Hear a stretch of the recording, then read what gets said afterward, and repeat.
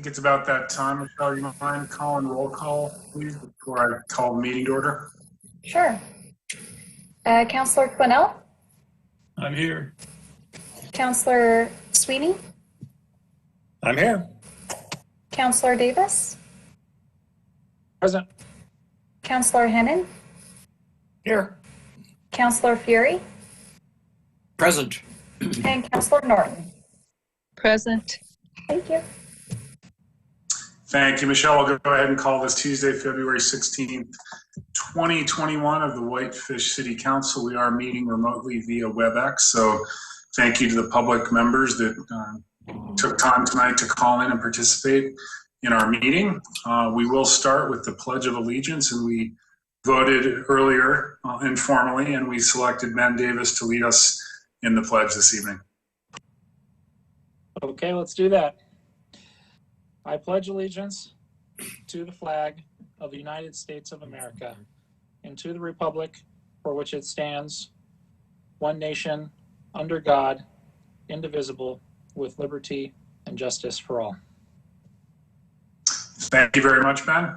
We will move on to communications from the public. If you are here to speak on our one and only public hearing, which will be, I believe, Resolution 21-05 regarding registration fees for dangerous dogs, I would just ask that you hold your comment until I call that specific hearing. But if there's anything you would like to bring to the attention of the council, now would be your opportunity. I'm going to ask Michelle to take public comment this evening, and just for the record, your name and address when you are acknowledged. Thank you very much, Michelle. Okay, so if you're just joining the meeting, if you hover or if you click the participants button down at the lower right-hand corner of your screen, the lists will pop up. Find your name, hover over it, and you should find the hand icon. Go ahead and click that hand icon, and it will show that your hand is raised.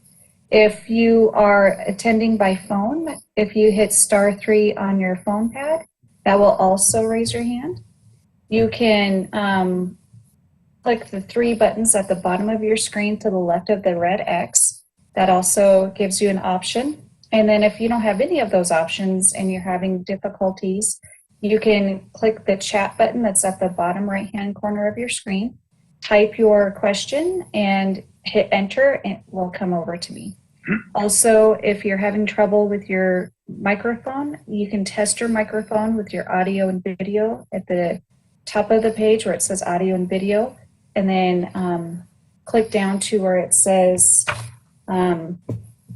microphone and speakers, and you can test your speakers there. So right now we do have Benjamin Vate who would like to speak. So Benjamin, you can have the floor. Hi, am I being heard? Yes. Okay. I live at 938 Edgewood Place, which is east of Texas Avenue. And I'm here today to say that I love everything that's being proposed with the sidewalk, the streetlights, the curb.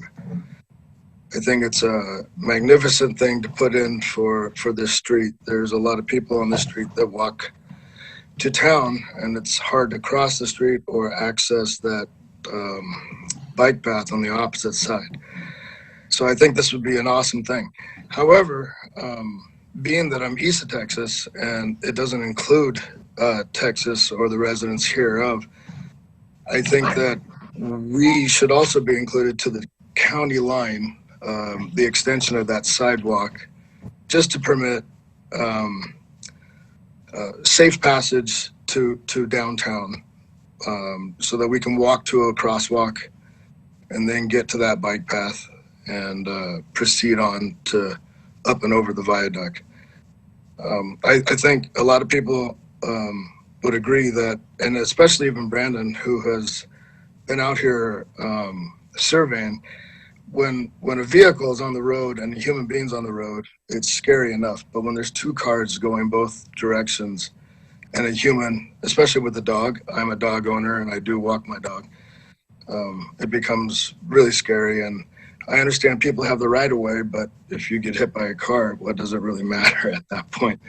But you have to step off the road and then there's nothing there but a ditch. So it's very compromising to proceed.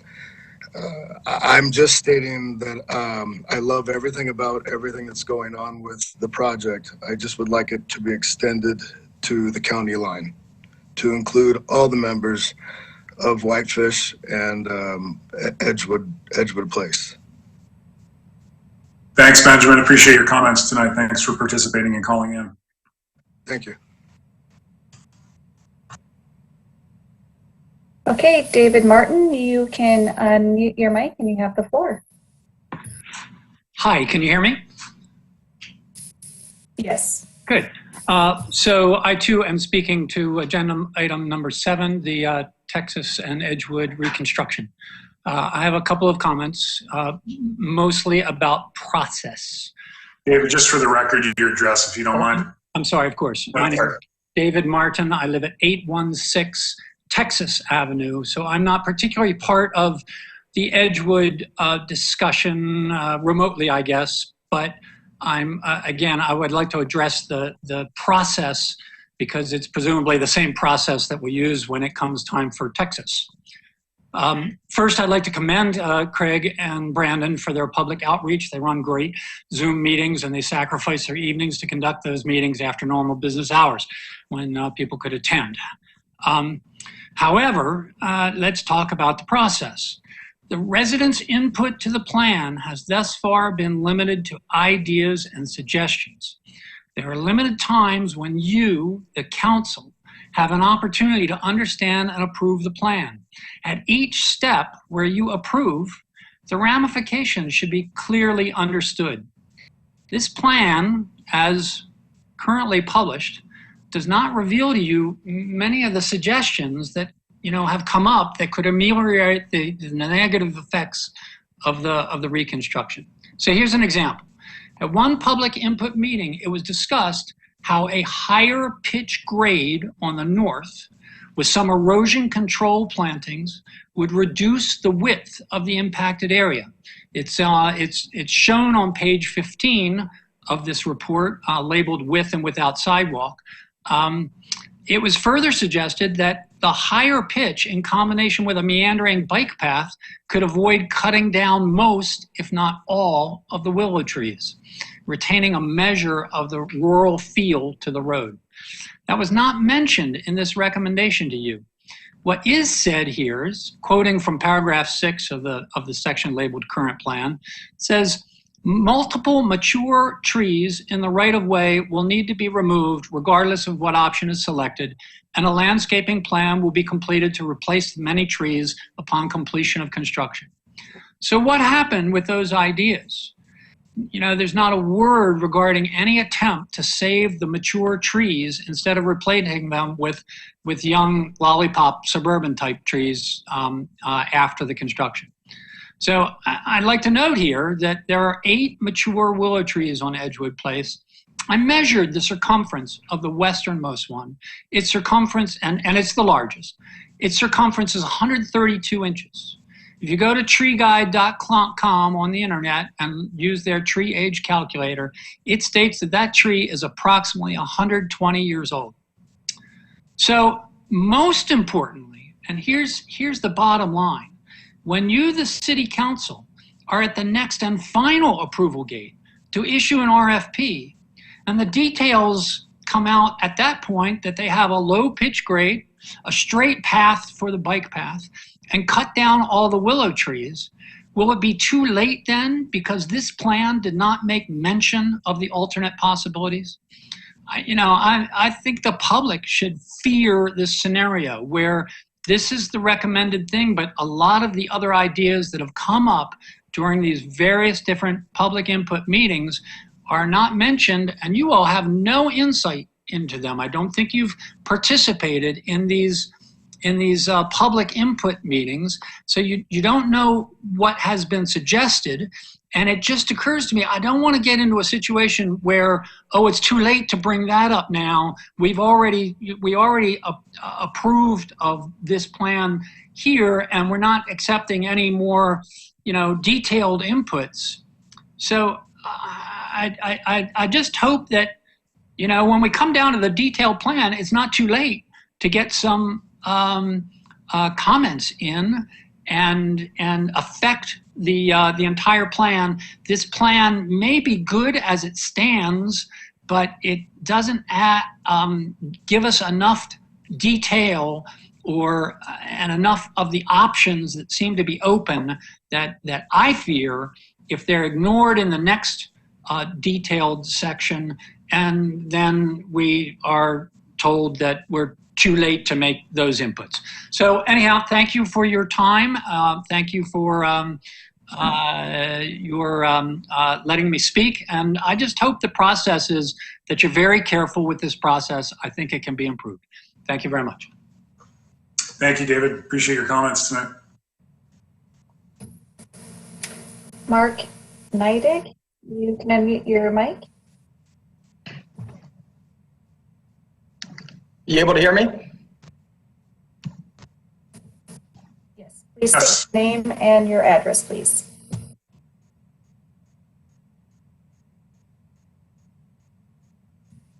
You're muted again, sorry.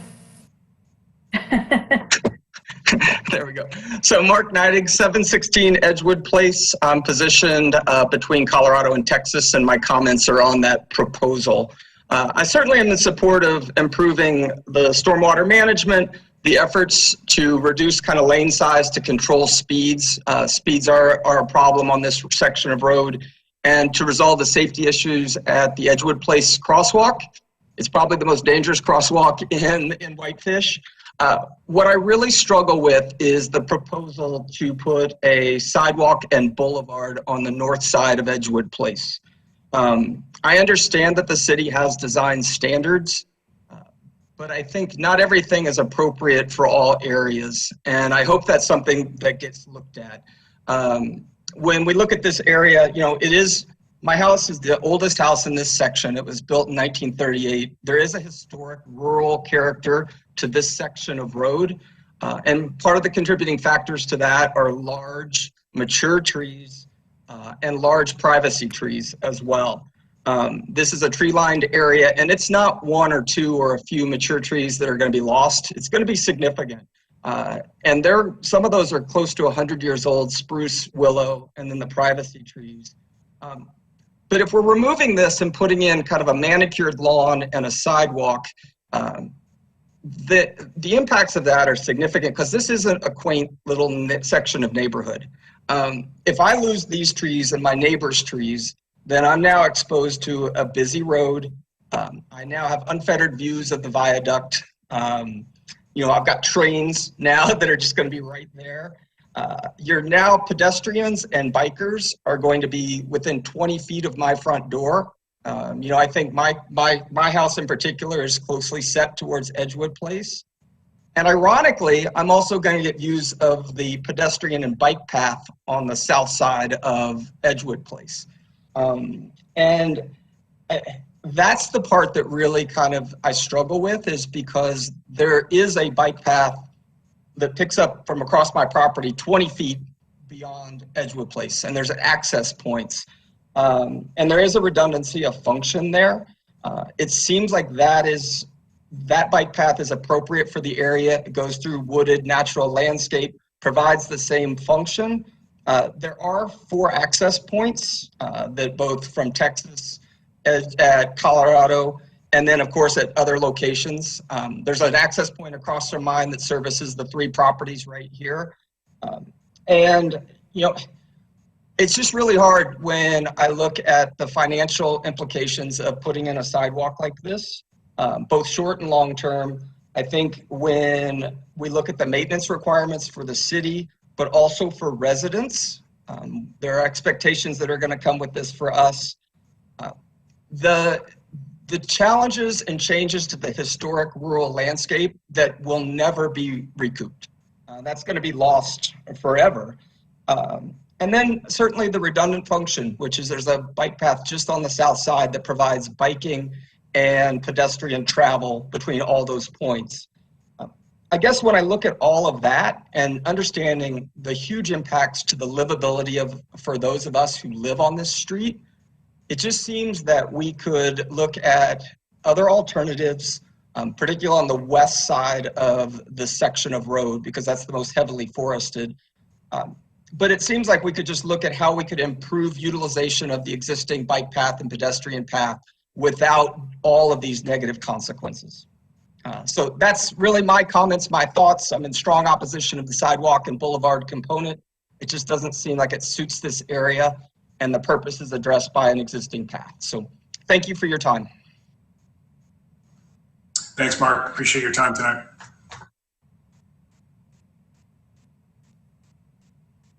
Tim Strand, if you would like to unmute your mic, please state your name and address. You have the floor. I'm Tim Strand's wife, but it's his computer. He lets me use it. Anyway, my name is Suki Furman. I live at 937 Denver Street. And we often use Texas to get to our house. We either have to go down Denver from Wisconsin or down Edgewood. There are several points I'd like to make. One, I totally agree with Mr. Martin and with Mr. Neidig. I was totally opposed to having the bike path on the north side of the road, the sidewalk, because I do feel it's a waste of money and it is redundant. I was told by the planners in the meeting that, oh yes, we need to have access kind of for everybody. Well, you know, everybody doesn't move to a rural area so they can have access to a sidewalk. Then I was told that, oh, it's for school safety program. Again, this is a rural entrance. About 2.5 years ago, your staff member, Hillary Lynn, had a meeting about Highway 93 and the entrance into Whitefish. At one point, she was seeking comments, and one of them was, what did residents want to see when they entered their town? What did they want it to look like? Nowhere during these discussions that I have participated in has anyone ever said, what do we want Whitefish to look like coming from Columbia Falls? Because of that, I'm in agreement with not cutting down those big old trees, and I would like to see a compromise. Currently, around the viaduct, there are the 90-degree vertical curbs. During this whole process, some of us, myself included, have no engineering experience to know that there are different kinds of curbs. There is a curb called, I think in layperson's terms, a rollover curb. And this is less harsh and less severe. I would like there to be some gradual going from the rural area to the hardscape of the vertical curbs at the viaduct. And if we have to have curbs, which I'm not in favor of at all, but I feel this would be a compromise, is to have the rollover curves. And I was told during these meetings that those aren't very safe. Well, I've never seen any statistics that said that they are safer than having two ditches, which people go slowly so they don't fall into the ditch when they drive. I was told that it's better for plowing. Well, right now, the plows are doing just fine with no curbs. So I think that having rollover curbs, if we must have curbs, would be a wonderful compromise. Thank you for your time. And if you have any questions, I'm available. Thank you.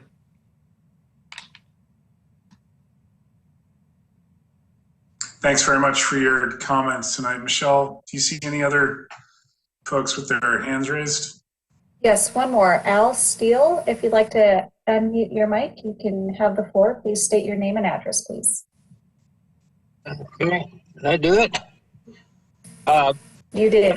My name is Al Steele. I live at 926 Edgewood, which, as Ben is my next door neighbor, we live east. I'm just kind of reiterating what Ben said, that if that's even an option to have, if you are going to do the sidewalk, and if it's even an option to extend it a little bit further. I also have a dog, and it's somewhat hairy just getting to that, the place where you can bike and walk on the south side of Edgewood. It's not that far, but you got nowhere to go on the road. So a lot of times I walk my dog kind of late in the afternoon, and by the time I return, it's dark, and it's really a bear if there's any traffic at all, you know, getting from that south side bikeway, walkway back to my house.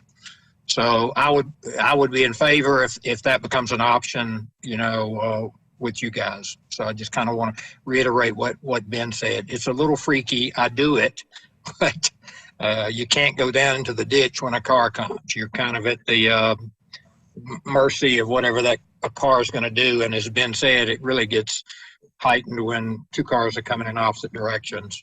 So anyhow, that's all. Thanks, Al. Appreciate your comments. And I believe that's the last comment that I see the hands raised. Okay, are there any volunteer board reports that you're seeing, Michelle, tonight from the public? Any hands raised for volunteer board? No, Benjamin, I think your hand is raised, but I think you're not, are you on a committee?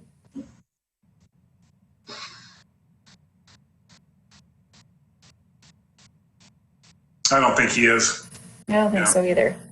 So Any volunteer board? Did I unmute? yeah. Yes, he did. I'm sorry.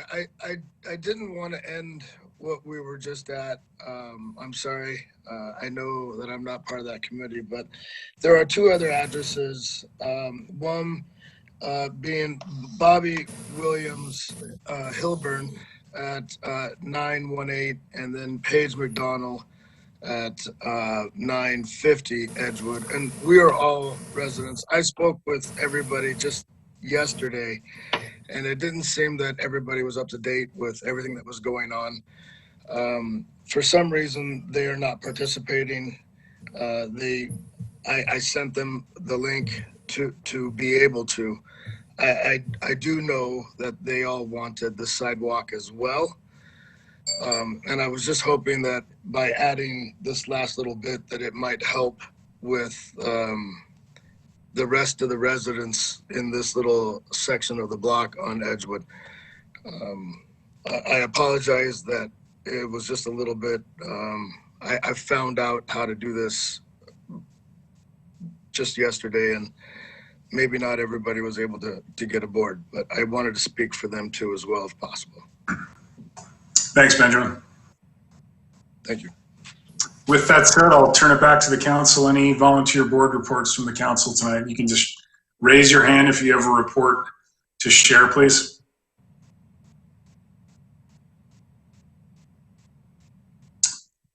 And not seeing any, we'll move on to our consent agenda. Any changes or additions to the minutes from the February 1st, 2021 regular meeting? No, this is Rebecca. Mr. Mayor, no changes. I would move to approve the consent agenda. Thank you. Frank, is there a second? Second.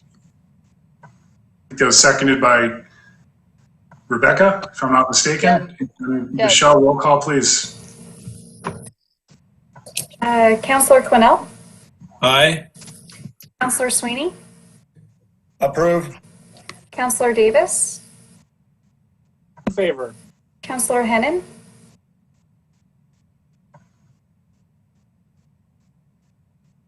Councillor Hennon. I think we lost him. Councillor Fury? In favor, Michelle. And Councillor Norton? In favor. Thank you. And that motion does carry unanimously. I believe we missed Ryan Hennon's vote on the consent agenda, so it does pass on a 5 vote. We'll move on to our first and only public hearing of the evening, which will be Resolution 21-05, a resolution setting the registration fee for a dangerous dog.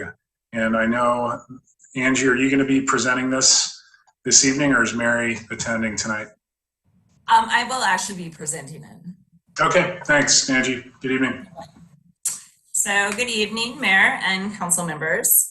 One correction that Dana caught, and thank you so much, Dana, is the resolution actually refers to resolution 1814 in the whereas clauses. It should be ordinance 1814. So a couple of years ago, we had some bad dog problems, mostly at the dog park. And so Maria and I worked on a dangerous dog ordinance that, again, we passed close to 3 years ago. That ordinance referred to a registration fee for dogs that have bitten either a human or another animal and required registration of those dogs. It hasn't been an issue, which is really good because everyone's dogs have been really nice, but my prosecutor, Mary, has had a couple of cases in the past 6 months where there has been a dangerous dog that we do require registration for. So I'll let her report to me speak for itself. I would have adopted it in my own staff report, but Mary does really good work and I kind of like you guys to see it sometimes in a realm that's not in the criminal.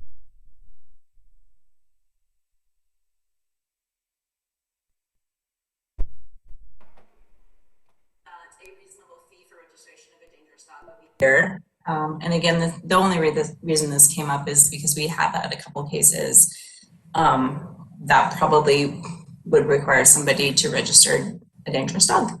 So I am happy to answer any questions you may have. And again, I would have put it in my own staff report, but Mary did such a good job that I like for you guys to see her work. Thanks, Angie. Please extend our appreciation to Mary, if you don't mind. And I'll start with the council. Rebecca, any questions on what will be ordinance 21-05? Yes, I do have a question. There's been 2 dogs running around, and I think they ran through my neighborhood, but they've killed 4 deer, and they're dangerous, but they're not caught yet.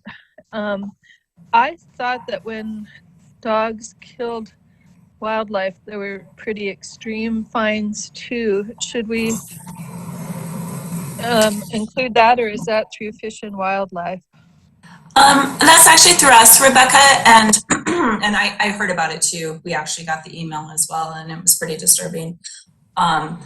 So it is actually through us, and it's not necessarily a fine. So when that happens, if a dog hurts a person or hurts other wildlife, we would prosecute them, and there are pretty extreme penalties that can go along with that, including euthanizing the dog. I don't think we've ever done that. And some conditions that the judge can impose on the dog itself, including, keeping it in a secure backyard, posting signs, dangerous dog. So we have all that in place. This just basically is, if it's a repeat offender dog, registering the dog with the police so the police know where the dog is and we can have a little bit more control over it. Thank you, Angie. Angie, just for clarification, this is a resolution, correct? This is a resolution, John. It's just the first whereas refers to resolution 1814, and it actually should be ordinance 1814. Okay, so, thanks for clarification. Yeah, and thanks for Dana for catching that. Okay. Andy, any questions for Angie? So Angie, just quickly, so definition of and how a dog becomes designated a dangerous dog is contained in the ordinance. Is that correct, 1814? It is correct, yeah. And it's usually biting, and not necessarily biting another dog. Dogs bite dogs, right? And it's not just looking dangerous. If that was the case, I'd have a problem because my boxer weighs more than I do. So it's not just looking dangerous, it's actually attacking, another dog, a human. So it's all contained in the ordinance. This is just registering it so our police know, where they are. Okay, that's what I thought. Thank you. Thanks, Frank. Councilor Cornell, any questions on the staff report? Yeah, My question was about, we didn't go with any sort of insurance thing. Instead, we're just going to have them pay $75 a year. What does that do for liability for those people if somebody gets bit or something like that? Pretty much nothing. I mean, truthfully, but we can't. Mary and I had the conversation and just trying to track and get people to insure. I mean, your homeowner's insurance may cover it, right? But just trying to force people to insure against that just seems to be really clunky. Like, I don't know about how we could have enforced people to insure against a dangerous dog. Even after they've been prosecuted as a dangerous dog and found guilty of having a dangerous dog? Getting people to get insurance is really hard, which is why, you know, we have $25,000 liability limits in Montana for even car insurance. Okay, thanks. Thanks, Steve. Councillor Sweeney. Angie, this is a really random question. The idea that we would license a dangerous dog seems to me to be the antithesis of what we want. We don't want dangerous dogs effectively licensed or endorsed by the city. I mean, that concept kind of occurred to me as I'm looking at this thing, and so I'm thinking, what are we doing here? And I understand what the process is. Is that if this is an annual fee, is there any way for a dog that's been designated or found to have been a dangerous dog to get off that list? Or are they on that list? I'm serious. Are they on parole forever? No, I totally understand. Yeah. No, I mean, I think that, you know, and I think that to the extent we're talking about dangerous dogs, it's not like a dog that nits somebody. It's a dog that kills another dog. It's a dog that hurts somebody, right? So I don't know that there's a way for them to get off parole. I think it's just more of a tool for us to know where they are. And especially if the judge is imposing conditions on still having the dog. I mean, we don't want to euthanize dogs. That's not kind of, I think, what we're about in Whitefish. But it's a way to track, you know, so you have a dog that has these conditions, it's bit someone, it's bit another dog. You have to, you know, keep it secure. You have to have signs posted. I think it's more a tracking device more than anything, Frank, just so, you know, we have some sort of, you know, clue where they are and how we can track, even if conditions are imposed by the judge, how we can track that those are still in place. Great. Okay, thank you. Thanks, Frank. Councillor Davis, questions? No questions. Thank you. Thanks, Ben. And finally, Ryan, any questions for Angie? We still lost Ryan here? Yeah, I think he's still not connected. Okay, we'll let the record reflect that we lost Ryan. Hopefully he'll return. With that said, any further questions for Angie before we hold our public hearing? Michelle, I'll turn it over to you to entertain public comment tonight.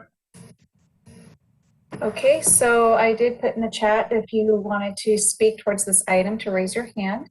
I'll repeat 3 ways of doing that. You can click the participants list towards the bottom of the right-hand corner and hover over your name and right-click on your hand icon. You can, if you're on the phone, star 3 on your phone pad. You can hit the 3 buttons or 3 dots to the left of the X at the bottom of your screen to find your hand icon, or you can send me a chat by clicking the chat button at the bottom right-hand side and type your question and enter it into me. We'll give you just a few minutes. We'll move on.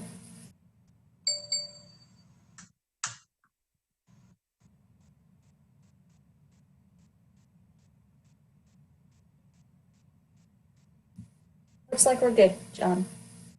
Okay, thanks, Michelle. I'll go ahead and close the public hearing and turn it back to the council for a motion, please. Mr. Mayor, I would move that we approve Resolution 21-05, which is a resolution setting the registration fee for a dangerous dog. Thank you, Andy. Is there a second to the motion? I'll second. Seconded by Councillor Sweeney. Andy, would you like to speak to your motion? No comment. Further comment from the council? Michelle, roll call, please, on the motion. Councillor Quinnell? Aye. Councillor Sweeney? In favor. Councillor Davis? In favor. Councillor Fury? In favor. Councillor Norton?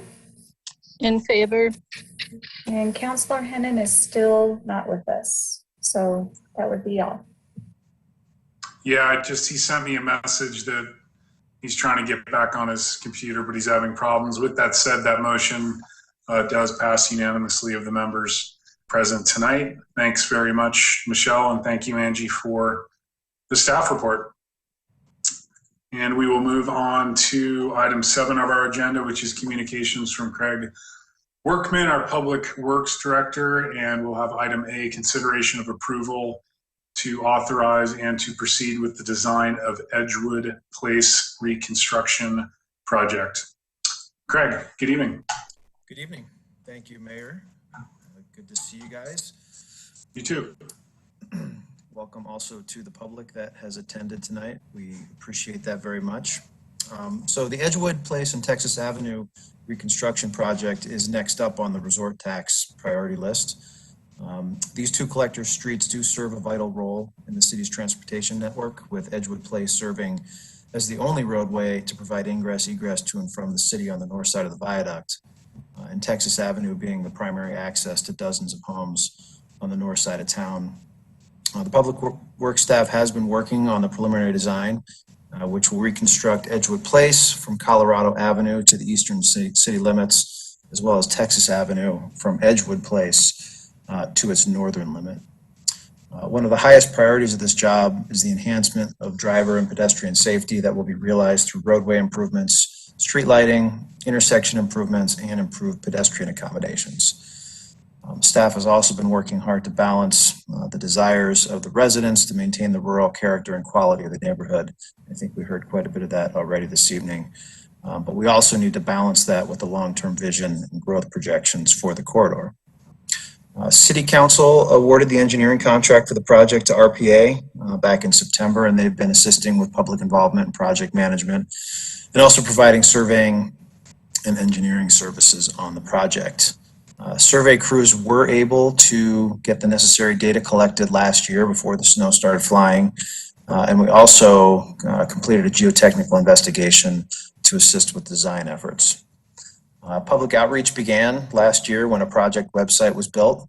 That was done last fall, and since then we've sent 3 project newsletters, held 3 public outreach events via WebEx, and had numerous individual meetings with residents interested in the project. I feel at this point we're at a comfortable place in our design efforts preliminarily to present you our preliminary recommendations on the Edgewood Place portion of the project. So attached to this report, which was included in your packet, are several figures which provide an overview of the initial layout options for Edgewood Place, a proposed schedule, the current estimated budget, and a summary of the written comment we've received to date. So given the magnitude and scope of the project, it is recommended that we complete this in 2 phases. Phase 1 will involve the reconstruction of Edgewood Place, which we're hoping to complete this summer, and Phase 2 will involve the reconstruction of Texas Avenue in a future budget year. The city's approved transportation plan calls for Edgewood Place to be an urban collector, which in the engineering standards is shown as a 32-foot wide roadway, which includes curb and gutter. Upon evaluating the existing and projected vehicular traffic on Edgewood Place, as well as the significant number of cyclists that use the roadway, we're recommending a reduced width of 28 feet. We feel this reduction in recommended road width will help calm traffic while still providing the necessary space for bicyclists on the roadway. The current roadway alignment is shifted to the southern edge of the right-of-way, which is 60 feet wide. And the proposed, this will help allow maintain additional distance between the proposed improvements and the existing homes on the north side of the road by reducing the width to 28 feet. Keeping the roadway at a similar elevation in the southern portion of the right-of-way will help allow us to maintain cover over the existing gas main and take advantage of the existing gravel base that has been shown to be rather significant through our geotechnical exploration. Staff does understand there's a strong desire from residents to maintain the rural feel of the roadway, and some residents have expressed the sentiment that standard vertical face curb will take away from this rural appeal. We heard that earlier from Suki. However, staff and our engineers do truly believe that the traditional vertical curb will have that we've completed on numerous past projects, does offer the best opportunity to control drainage. It's more consistent and easier for snow removal. And it also does provide safety aspects for drivers, helping kind of keep people on the road, so to speak. Therefore, staff is recommending the continuation of the vertical face curb from the intersection of Colorado Avenue to about 250 feet east of Texas Avenue. The Connect Whitefish Bike and Pedestrian Master Plan recommends the shared use path along the south side of Edgewood Place be extended to East 2nd Street. That's shown in that Connect Whitefish plan as a Tier 3 connectivity project. While there's definitely an intent to extend this path to the east, we're hesitant to build that as part of this project, feeling that it'll definitely need to be part of a larger future bike ped project that loops all the way back to East 2nd Street. The path will take place almost entirely outside of city limits, and constructing it will likely require significant land acquisition, definitely require significant capital costs, and there's also future maintenance considerations that will need to be considered. So much of the conversation regarding Edgewood has revolved around the sidewalk on the north side of the road. Given the existing and projected residential density on the north side of Edgewood Place, staff does feel pretty strongly that a sidewalk should be installed on the north side to provide pedestrians a separated walkway leading to safe crosswalks to access the shared use path on the south side of the road. To present the options to residents, we modeled the limits of construction with and without the sidewalk, and those are shown in the enclosed report. And while the sidewalk does extend the limits of construction on average about 5 feet, there is room to construct that sidewalk entirely within the existing right-of-way. It will require multiple mature trees to be removed, but honestly, that is regardless of which option we go for. I apologize if during the public meetings we indicated that a meandering path may be a means to save some of these trees.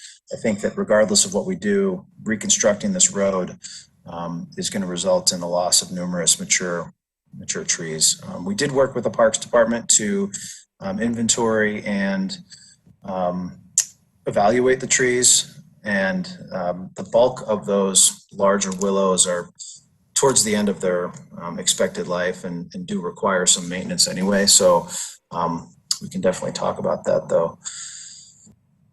So to get a better feel for the desires of the residents, a questionnaire was distributed asking for responses on the addition of the sidewalk.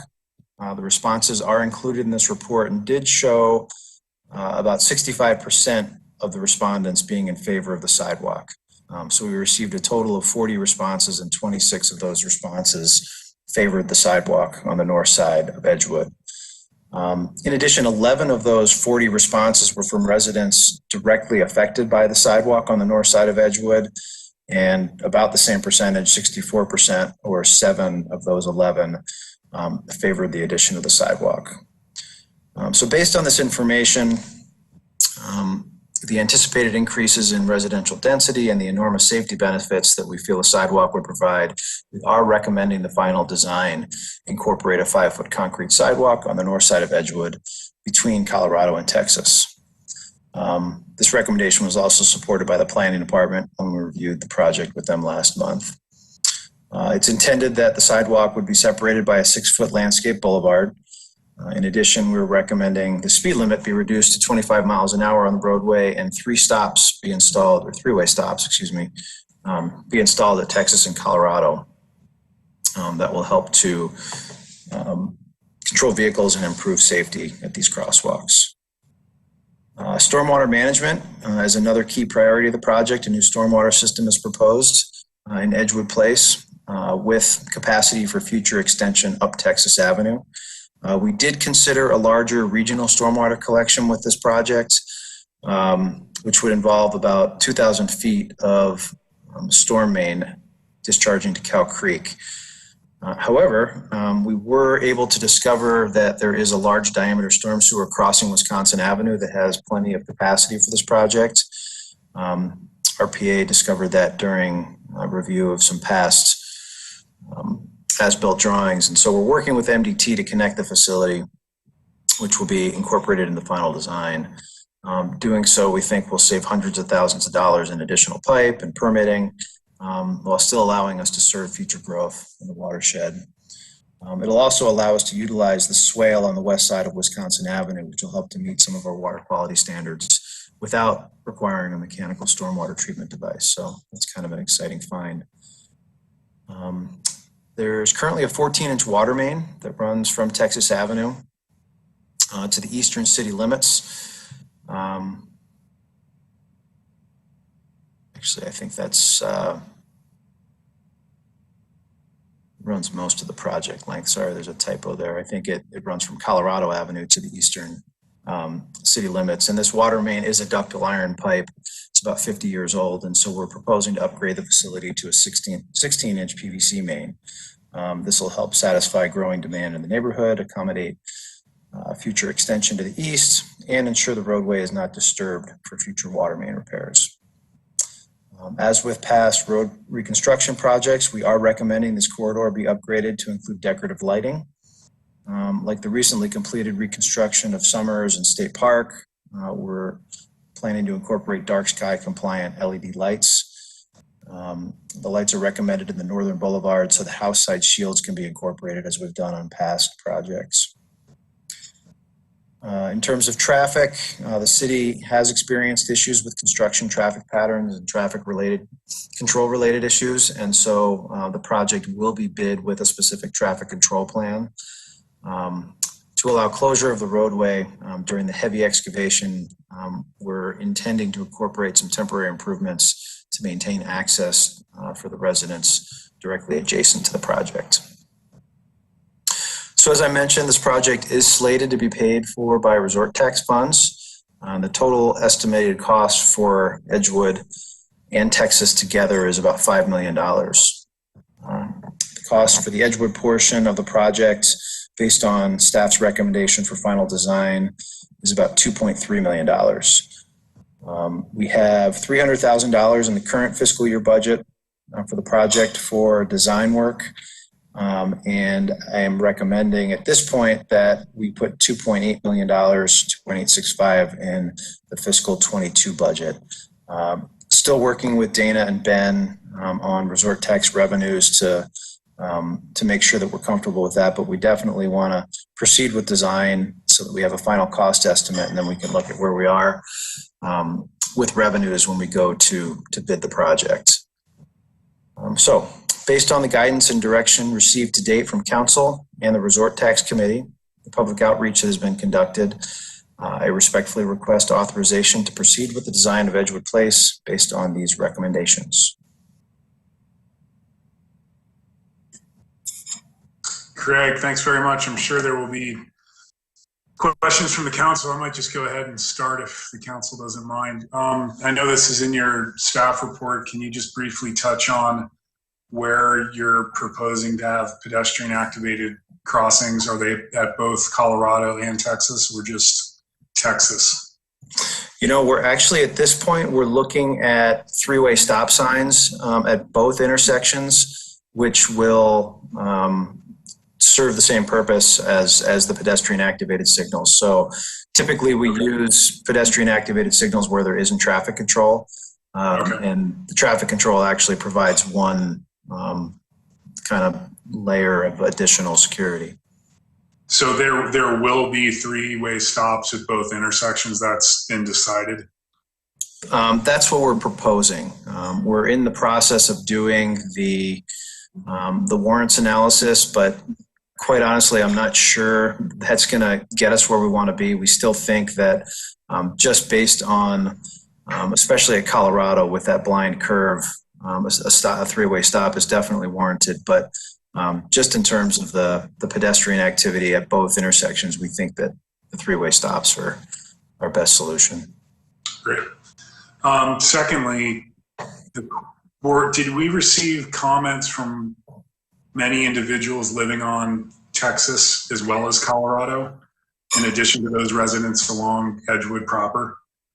The reason I ask, I'm just curious what the preferences were of those that reside on Texas and Colorado, because as you recall, we were kind of petitioned as a city a number of years ago to evaluate the feasibility of adding sidewalks on Texas Avenue out of concern for not only Edgewood, but of course Texas as well.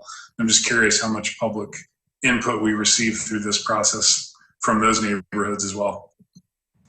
Yeah, so of the responses that we got to the survey, which dealt specifically with the Edgewood Place sidewalk, there were, about 30 responses from, I think, mostly Texas Avenue, perhaps some on Denver, and maybe a couple on Colorado. But we really haven't gotten to the point where we're ready to make any preliminary design recommendations on Texas yet.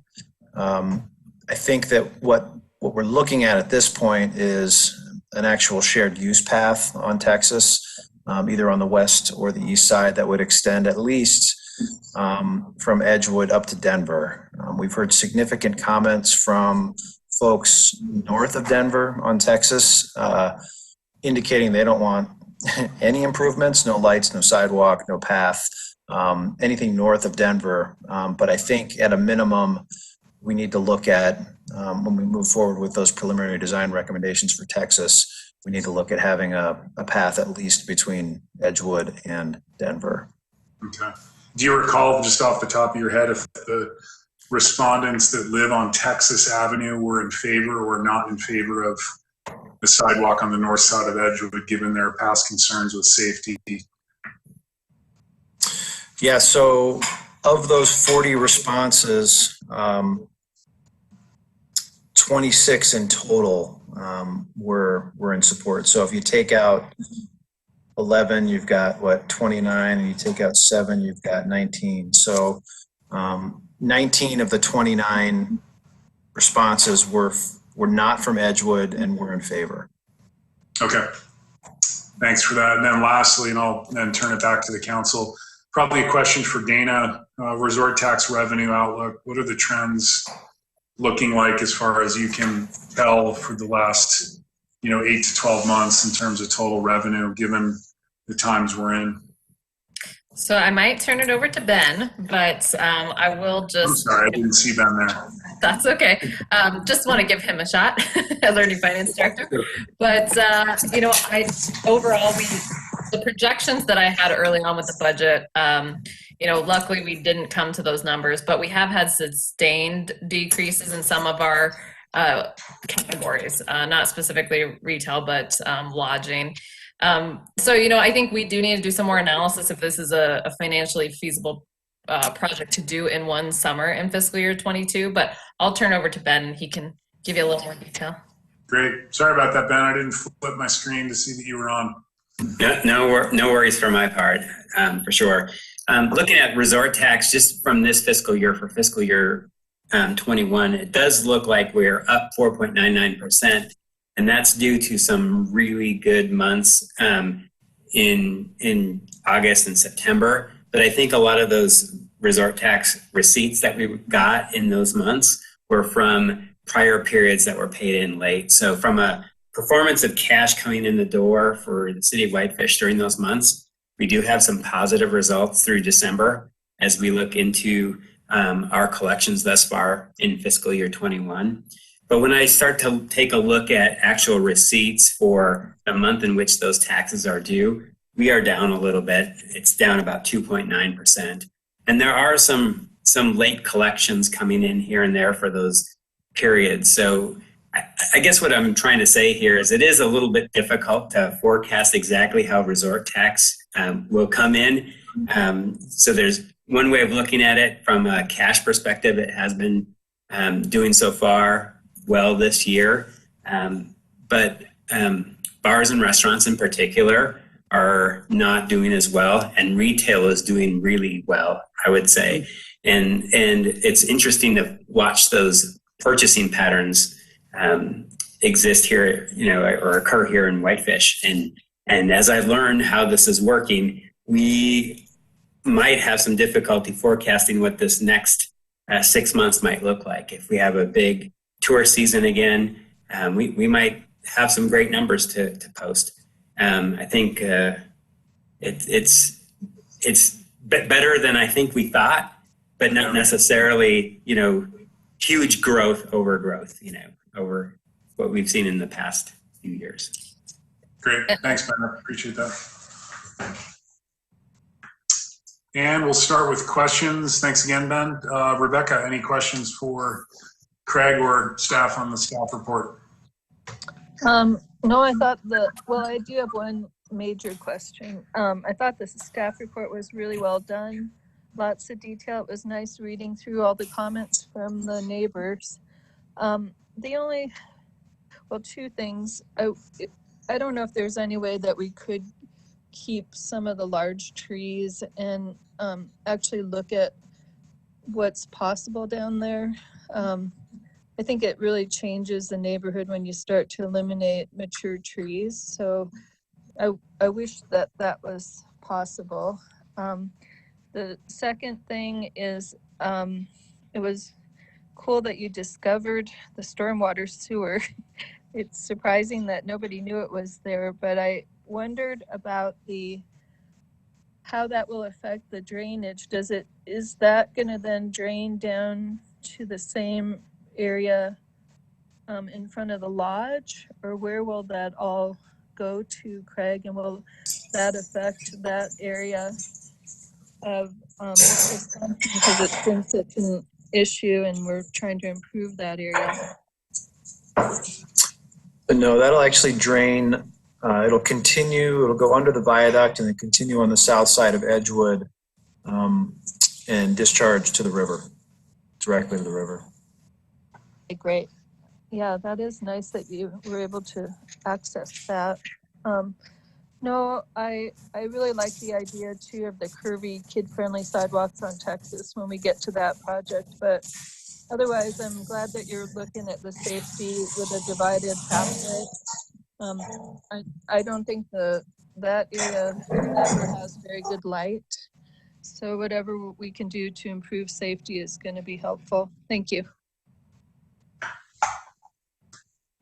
Can I have a quick follow-up on one of Rebecca's comments? Craig, the stormwater conveyance on the south side of West Edgewood, or from Wisconsin west to where the outfall is back to the Whitefish River, that also conveys some of the runoff from the BNSF rail yard. What type of filtration system, if any, do we have on that outfall, or is it simply just more of a bioswale type approach? Yeah, it is. It's definitely the bioswale type approach. I'm not aware of any mechanical treatment or filtration that takes place, but one of the things I think we would look to do is evaluate that swale all the way to its discharge and see if there's any opportunity to to improve any of the nutrient removal or sediment removal, through improvements to the swale itself. I think that would be prudent. I live in that neighborhood, and when I walk the bike path, the shared bike path, that's definitely an intermittent water course. It flows, probably more than 6 months a year, in my opinion. There's always something at the end, at least half the year. So I think it would just be prudent to look at that in a more holistic manner as part of this project. Okay, good idea. Okay. Councilor Fury, any questions for staff? I guess just to first question, Craig, and you addressed it a little bit, but not in great detail in the staff report because it was brought up tonight by a couple of the commenters in public comment. So was the decision to not extend sidewalk past Texas to try and maintain the rural feel for inbound traffic from the east? Did I get that as the primary reason for that?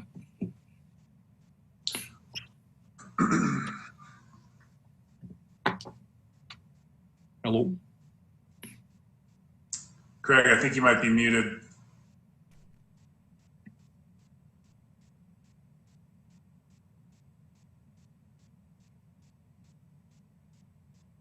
Looks like his connection might have broke. Losing people left and right tonight.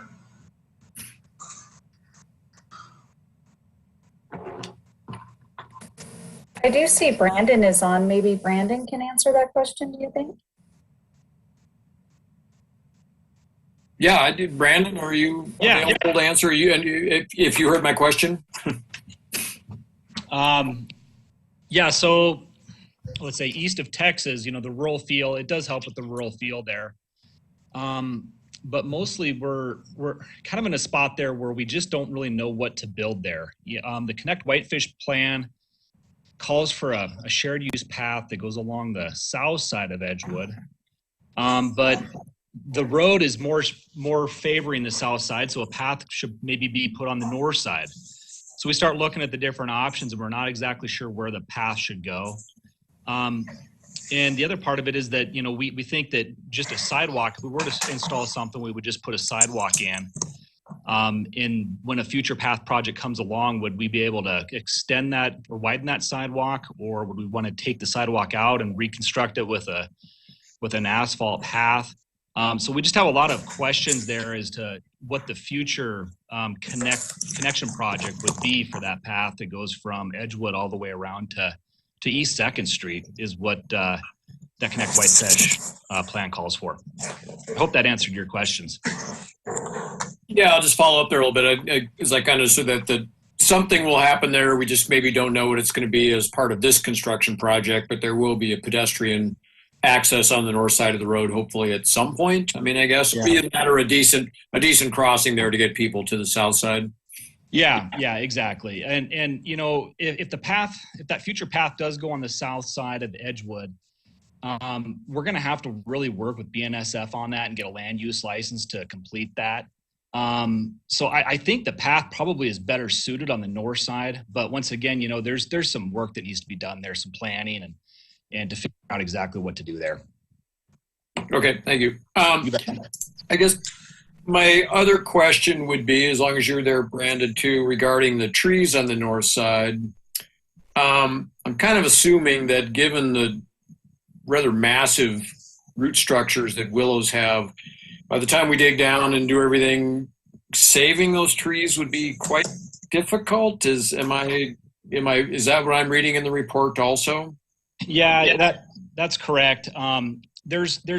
I think it was mentioned that there was 8 trees by some public comment earlier. There's actually 9 willow trees. 3 of them are on a property near the Texas intersection, and they're a little bit closer to the right of way. They're a little bit further north from the road improvements. Then there's 6 other ones that are actually in front of Ben Davis's home there, and they're pretty close to the road right now, and they'll be much closer to the road that we're building. We're pretty certain that those 6 in front of Ben's place, regardless if we put a sidewalk in or not, we're going to have to remove them. There would be a significant amount of fill that we'd have to place around the base of those trees. But Karin Hilding and Craig and I have been looking at the other 3 at Texas, and we're not quite sure yet on those, depending on if we put the sidewalk in or not. Could those trees maybe be in a boulevard? We want to take a close look at those other 3 trees to see if maybe there is something we could save there. But preliminarily, all 9 trees will have some type of impacts from the work that we're doing. Yeah, and I know sadly willows don't have a long life expectancy, typically 50 to 75 years under good conditions. So if the Parks Department says that some of those are near the end of their life, I would not be surprised because they are very big, old, large trees and have been there a very long time. So Yeah, that's all the questions I have currently. So, Thanks, Andy. Councillor Cornell. Thanks, John. I do have a few questions. So we are reconstructing the road all the way to the edge of the county line, right? That is correct. It's going to change from a urban section to a rural section, but we are going all the way to the county line. That is correct. Okay, and then that's where we stop. That's correct. The road goes back to potholes and everything else, right? Yes. Okay. Hey, can you guys hear me now? Yes. Yes. All right. I don't know why all the background noise came in. One thing I was just going to point out, the county did recently reconstruct Edgewood from the city limits all the way out to, I don't know if they went all the way to the Blue Moon or not, but so that section of roadway is in fairly good shape. I did notice that. I can't get my camera to work. You can actually ride your road bike through there now and not worry about getting a flat. My other question, boy, it just seems odd that we're going to do all that work on the road and not extend the at least some sort of path, whether it's a sidewalk or not, all the way to the county line. Because I mean, there's a number, I think I counted 6 or 7 residences right there that would use that sidewalk as a safety thing. And it just seems like this would be the time to put a path in there, even if it's just a sidewalk and we end up with a shared use path later, we could start at the edge of the county line. It's only, it's a matter of 100 yards or so that it would be a sidewalk continued. I just don't, I'm really confused by that piece because it is such a safety issue, and I live on in another part of town where there's a big sidewalk safety issue. But that would also, I'm looking at Google Maps and Google Earth, and it looks like it would take out a lot of trees to put in that sidewalk for that one block there, however far that is, because that's densely populated with trees. So I don't know. And then my other question is about that. Go ahead if you have a comment on that. Yeah, can I just hit on that real quick, Steve? So one of the things that I didn't mention in the staff report is that very eastern edge of Edgewood. So probably, I'm going to say the last 200 feet or so of city road and the first 200 feet or so of county road fall slightly outside of the right-of-way, and they're on BNSF property. And so I did meet with BN to show them that, and they basically said, hey, look, if you're putting the road back where it is, we're not worried about this. It's just a tiny little triangle. But if we're going to start talking about more significant reconstruction with curb and gutter and sidewalk, I'm not sure that a sidewalk and a curb on the north side is so much of an issue, but it might be odd to have curb, boulevard, sidewalk on the north and not do anything on the south. So that's one kind of hurdle that we're dealing with. We figured down the road, no pun intended, when we look to install the shared use path further east, we could work out that right-of-way issue with BNSF. So just throwing that in there. Okay, I get it. It still just seems a wasted opportunity to not get that sidewalk connected for the 7 or so properties that are along there. Because I get it. It's downright dangerous in areas where there aren't sidewalks to walk around here. And this is one of those de facto bypasses now that people use to get around going through town. And 7th Street to Caro is another one, and there's no sidewalk and it's dangerous. So, to me, it's not a deal breaker. It just seems a little out of place. And then it also seems a little weird that we have that connection to the trail that's already on BNSF property, the shared use path, and that connects to nowhere when you go across the street at Texas Avenue. It doesn't connect to anything. And it wouldn't connect to the new sidewalk because it would, because the sidewalk is on the other side of Texas Avenue. It's on the west side of Texas. Okay, that's my thinking about that. I guess what I'm saying is I'd rather see us just put in a sidewalk while we're at it instead of wait till later, knowing that it's a safety issue. The other question I have is about do we need a three-way stop at Texas? Because I mean I get it for Colorado. That one's definitely a safety issue. Don't know about Texas, a three-way stop. Yeah, I think we just evaluated the opportunity to either put a pedestrian activated signal or a stop sign or a three-way stop at Texas, and thought the stop would provide an additional layer of safety. It also, I think, is a cue to drivers, especially westbound drivers coming into the city, that you're entering an urban area, and it's a cue to kind of slow down and be more alert. So I don't think it's 100% warranted. I think we could go with a ped activated signal there, but we think that the stop sign would be just that extra layer of safety. And the cost is the same, essentially, less maybe for a stop sign? Yeah, it would actually be a couple $1,000s less for the stop sign than the solar signal.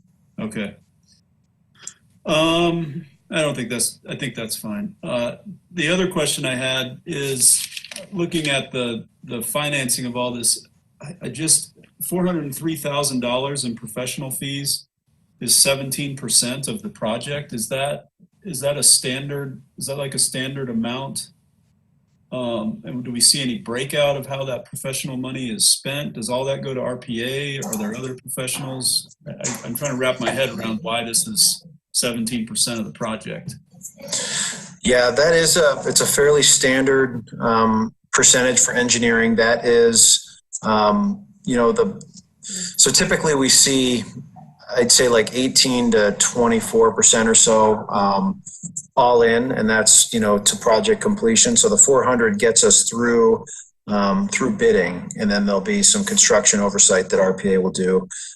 So that is pretty much entirely RPA. There is some, geotechnical analysis that went into it, and I'm not sure if RPA has any other subs on the project, but we are billed, on a monthly basis. Or T&M invoices that come in, and so we do see them. It's not just a lump sum, pay the 400 grand. So we do review invoices on a monthly basis to confirm that RPA is, doing the work and, in compliance with the contract. But yeah, no, there's no question that engineering is a significant portion of any capital project that the city does. Okay. I think that's all I have. Thanks. Thanks, Steve. Councilor Sweeney, any questions? I'd like to revisit a couple. I guess and Craig, you and I have had this conversation many times now. Have we thought through whether or not, since we feel the need to put in a sidewalk, or that it doesn't make any difference in terms of what trees will be taken and not taken, have we thought about whether or not we could, for lack of a better, put in some enhanced landscaping? Increase the number of trees in the boulevard, or replacement trees as we leave those areas that we've disturbed, to at least recreate to some degree the density of cover that we have there now. Has that been considered, or is that anything that we can think about?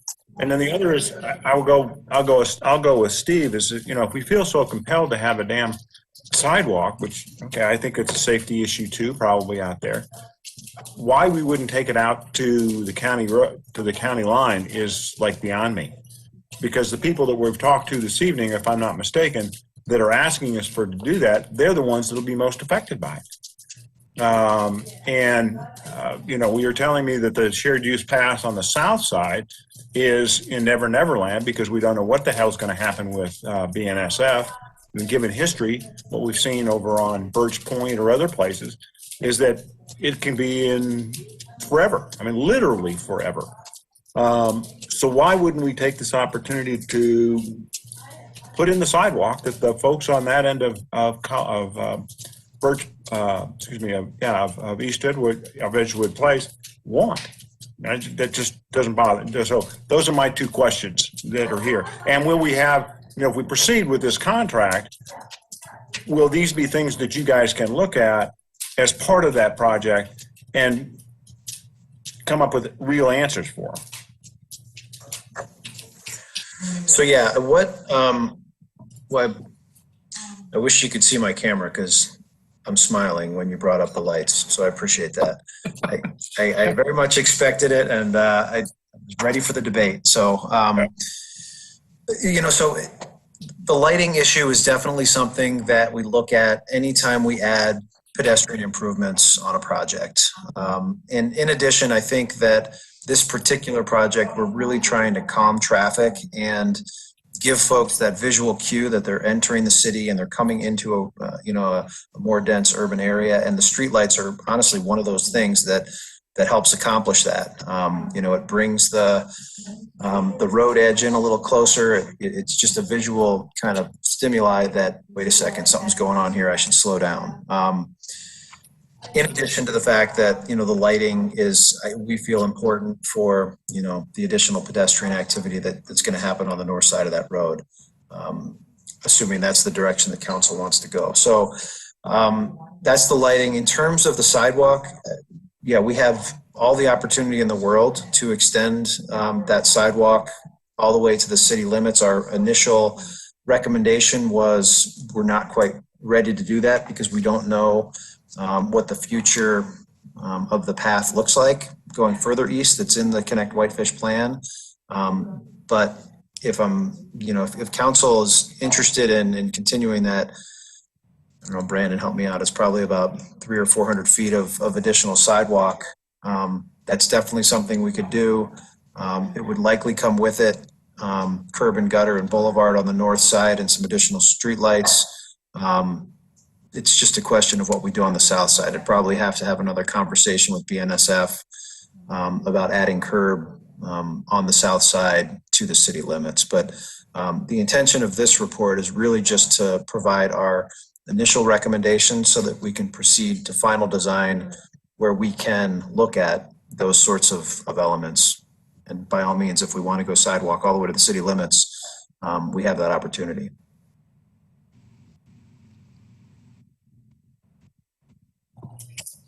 Okay, thanks. Further questions, Frank?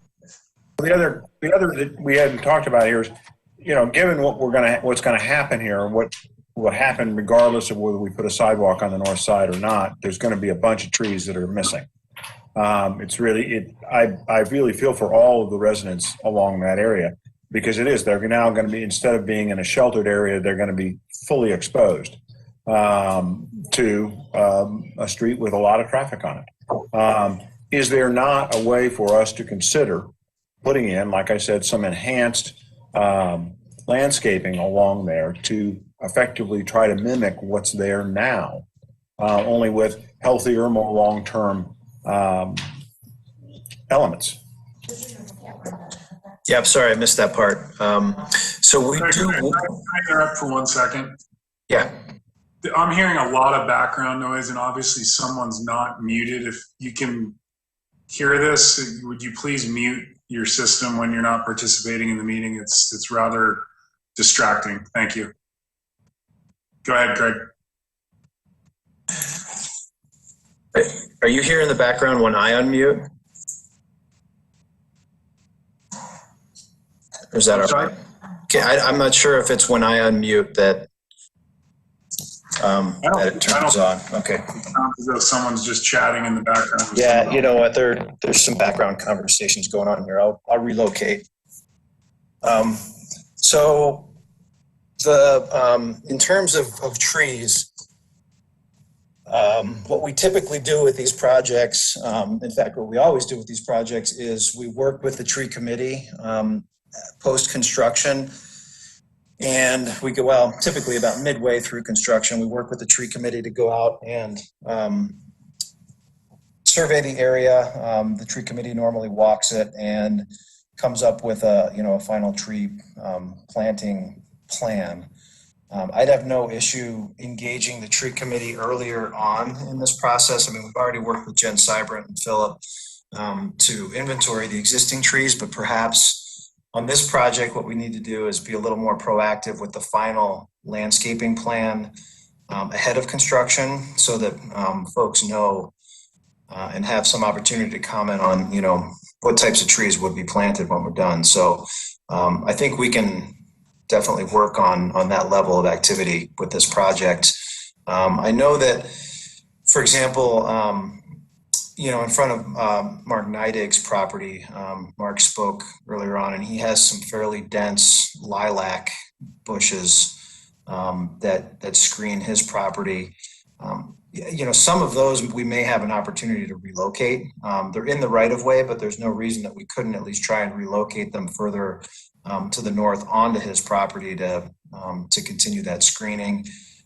And, if that's not feasible, then, lilacs can be planted and they are rather fast growing. So, I think we can kind of tailor the landscape plan to hopefully to each individual property to sort of recoup the canopy that we're losing. But yeah, there's no question. I mean, we're not going to relocate, a 50-year-old willow tree or an 80-year-old willow tree, and we're not going to expect the canopy of an 80-year-old willow tree to, miraculously reemerge in 5 years. So it's going to be a change. No, I guess my feeling is much like one of the other problems that we have coming up later in the meeting, which is the town pump site. I mean, they screwed up, and what we're going to require of them effectively to help mitigate the damage that they did was to actually create a more dense forest ultimately than they otherwise would have been there to provide the screening that we otherwise were going to get. And we may get more as a result of this.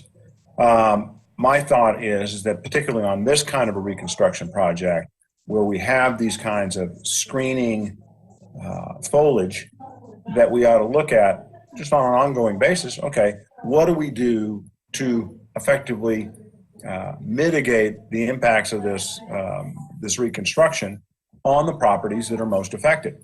And I think that by incorporating what I'll call some enhanced or a commitment to a little bit more of an enhanced landscaping plan, you probably get a little more buy-in from a lot of those property owners that feel very impacted by this.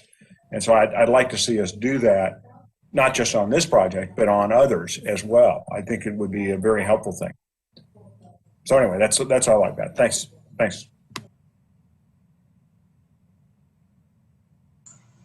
Thank you, Frank. Councilor Davis.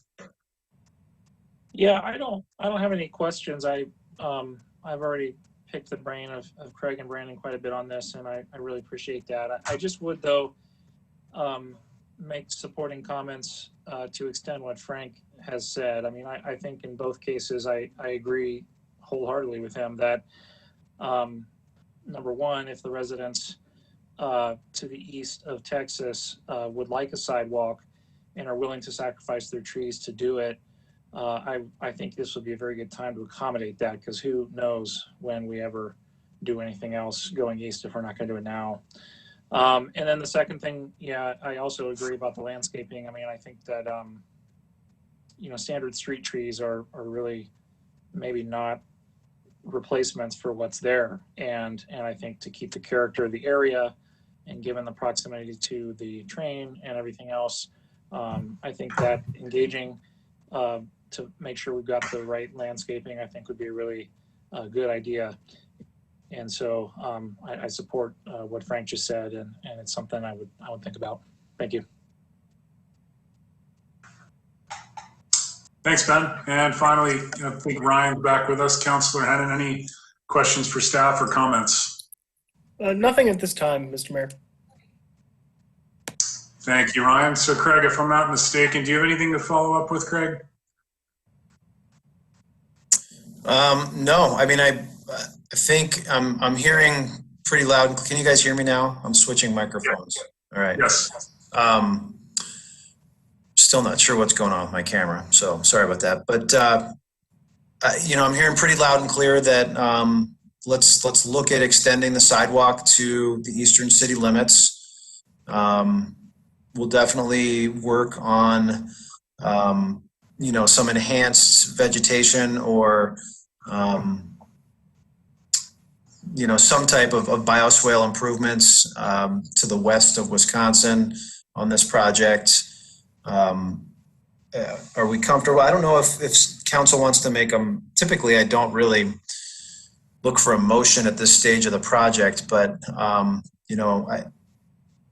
are we good with the sidewalk on the north side of the project? And we can look at whatever trees can be saved as possible and try and engage the tree committee earlier on to perhaps come up with a landscape plan that we can look at the final authorization to bid, which would be in about 2 months. I guess that would be my suggestion. I think maybe I could work with Maria and Jen and Philip and get the tree committee going earlier on this project than normal, and perhaps have some recommendations for council when we go to bid the project here in May. I think that sounds like a good approach. If I'm reading the tea leaves this evening, I would imagine that the council is probably supportive of seeing the north side sidewalk be installed as part of this project and extended possibly to the county line. But it would be nice to have a little bit more information addressing some of the concerns that we heard tonight from the council as well as the public regarding screening and additional landscaping elements that could help mitigate the impact of that tree removal. Is that a good synthesis of the discussion, council, tonight, or do you have anything further to add? I think my recommendation to you tonight would just be to authorize Craig to proceed with the design of Edgewood Place, understanding that we'll have additional information presented to address those concerns at a later date. Mr. Mayor, I would so move. I would move to respectfully request and to authorize Craig to proceed with design on Edgewood Place based on the recommendations presented in the report and the discussion this evening regarding sidewalks, bioswales, and the enhanced landscaping. Thank you, Frank. Is there a second to the motion? I'll second it. Seconded by Councilor Quinnell. Further discussion on the motion? Michelle, roll call, please. Councilor Quinnell? Aye. Councilor Sweeney? In favor. Councilor Davis? Favor. Councilor Hennon? Aye.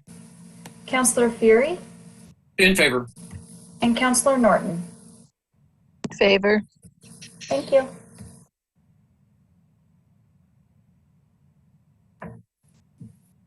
And John, I muted you, I'm sorry.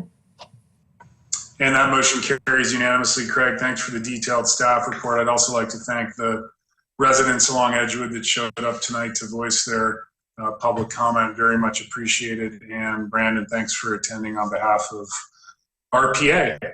With that said, we will move on to the next item on our agenda, which is a consideration of the MOU with Montana Commerce LLC, also doing business as Town Pump. And I will turn it to Angie for her staff report. Thanks, Angie. Great, thanks. Good evening again, Mayor and council members.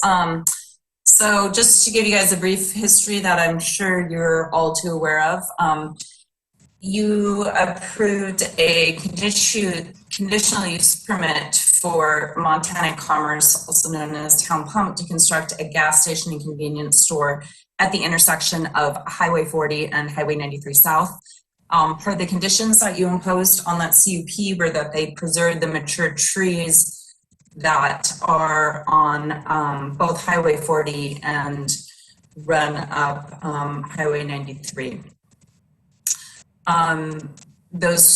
Some of those trees were not preserved. I think you guys will recall that representatives of Town Pump and others attended a meeting, oh geez, maybe in December, and issued a letter of apology saying that their subcontractor had cut down the trees without their permission. So we lost 8 mature trees as a result of that. There's 3 that our arborists and foresters had looked at and decided were damaged enough to the point where they needed to be removed. At the council meeting, Town Pump offered to replace the 11 trees that either were completely taken out or damaged to the point where they're no longer viable with 12 trees. You folks had asked that they restore them at a 2-to-1 basis, which would be 22 trees. They were agreeable to that. And after that happened, we entered into negotiations with them for an MOU for the tree replacement. During the course of that, Town Pump was really easy to work with. They agreed to the 2-to-1 ratio, although our folks from Parks and Rec had some concerns that maybe replacing them at that density and the locations where they were firmly located wouldn't necessarily be best for the trees. You folks also wanted them to replace them with 20-foot trees. And since then, it's come to our attention, not only from information we received from Town Pump's arborist, but from our arborist and forester, that 20-foot trees aren't really necessarily available, not only in the Flathead, but really kind of anywhere. Their arborist checked with nurseries, I think 2 within Montana, maybe 2 within other states, and just 20-foot trees really just aren't available. The cost to transport those trees is going to be pretty huge. The carbon footprint to transport 20-foot trees is going to be pretty huge, and our forester and arborists have told us that 20-foot trees aren't necessarily going to take. So the MOU that you have in front of us basically allows that Town Pump can produce them, the trees at a 2-to-1 ratio if it's viable, according to our arborist and forester, and basically heights and sizes that are determined to be most viable by our arborist and forester. They are going to replace them in a 2-to-1 ratio, again, if it's viable, because there's only so much space in that site. The location and timing will be supervised again by our staff. They will hire an arborist to oversee the planting, as we will oversee the planting, and to basically care for the trees and certify them. We will have well checks on the trees for 5 years after they're planted, and provides that they will do a yearly check on them, make sure they're watered, make sure that they're viable. So we can't replace the trees, but it seems to be the best solution that we can at least mitigate some of the damage that was caused. Happy to answer any questions you might have. Thanks, Angie. Any questions for Angie on the MOU between Montana Commerce and the city of Whitefish? We'll start with Rebecca. Any questions, comments, Rebecca? Yep, I have several. Is the arborist online? Like, is the arborist available that they have hired to speak to? There's a letter provided by the arborist, Rebecca. I don't know. I don't know if, I'm not sure if he's online. I know it's actually an arborist that the city has used, so it's a reputable arborist. Yeah, I read what he had written, but I had some other questions about the costs of how they had guesstimated this. And then the second thing is I'd like to add under 10, another condition that we ask for a $12,000 fee to be provided to the city of Whitefish which shall be used by the Parks and Recreation or Public Works departments to use on future projects to help remediate the loss of a mature forest of 1 to 200-year-old trees with significant canopy, and which now impacts our long-term goals for climate cooling within the city. And so I think what I have trouble with this, I think you did a great job on writing it, Angie. It's just that to actually replace these trees is impossible. And it also impacts our the cooling in our city, but also our potential for urban forestry goals otherwise too. So I think there should be a financial differential between what they're outputting for these really small, really local trees and what we should get as a city, that we could plant other trees elsewhere to help mitigate what they have destroyed against their conditions.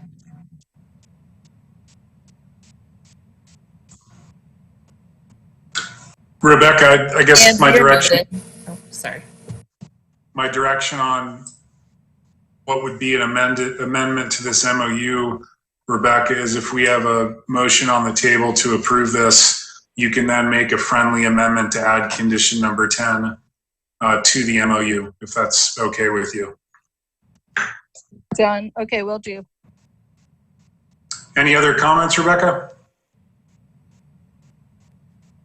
Really would have liked to have known what the costs were to bring in trees from outside areas and all of that. The only other concern I have is I'm not sure that 3 years is long enough for watering since we're going into more warming. And I just wondered if they were going to be doing any landscaping that would include a watering plan and sprinkling system. Angie, you're muted. Sorry. Part of the requirement is that they provide an updated landscaping plan. And as far as watering the trees, I guess I'm not a tree expert by any means. Maybe Maria can speak to it a little bit more about the requirements, for sprinkling and such. So, but they will be providing an updated landscaping plan that has to be approved by the city. Yeah, just to add to that, irrigation systems are not adequate watering systems for new tree growth. So these trees will have tree bags on them for 3 years and will be watered in that manner, which is the system in which we use to water our trees in any boulevard area. They'll also be monitored by an arborist annually. So if more care is needed, more watering is needed, that will need to be tended to because their arborist is supposed to be monitoring for the health and success of the trees. Thank you, Maria. Rebecca, I'd also add that, and again, Maria can correct me if I'm wrong, that we did look at the availability of 20-foot trees, both locally and I don't know that we went out of state and looked at it, but I think there was maybe like 2 or 3 of them available, and that's it's the cost of freighting them up and the fact that they might fail just seems to be kind of counterproductive to what we're trying to do. And Angie, I think that's pretty clear in the letter that when they reached out to us and were concerned about the MOU as drafted, it was because the availability, not particularly the cost, but could they find a decent looking 20-foot tree and ensure viability of that, making it all the way from Washington or Oregon all the way to Montana because of the highways that it has to travel. So I think that it was more not about cost, Rebecca, but more about the viability of the trees and even be able to find a decent looking tree that could be procured at that number of trees.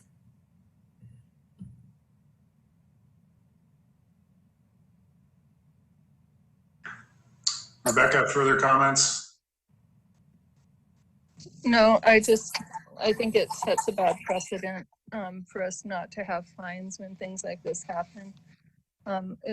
What they're doing is sounds appropriate, but it will not be replacing what they took.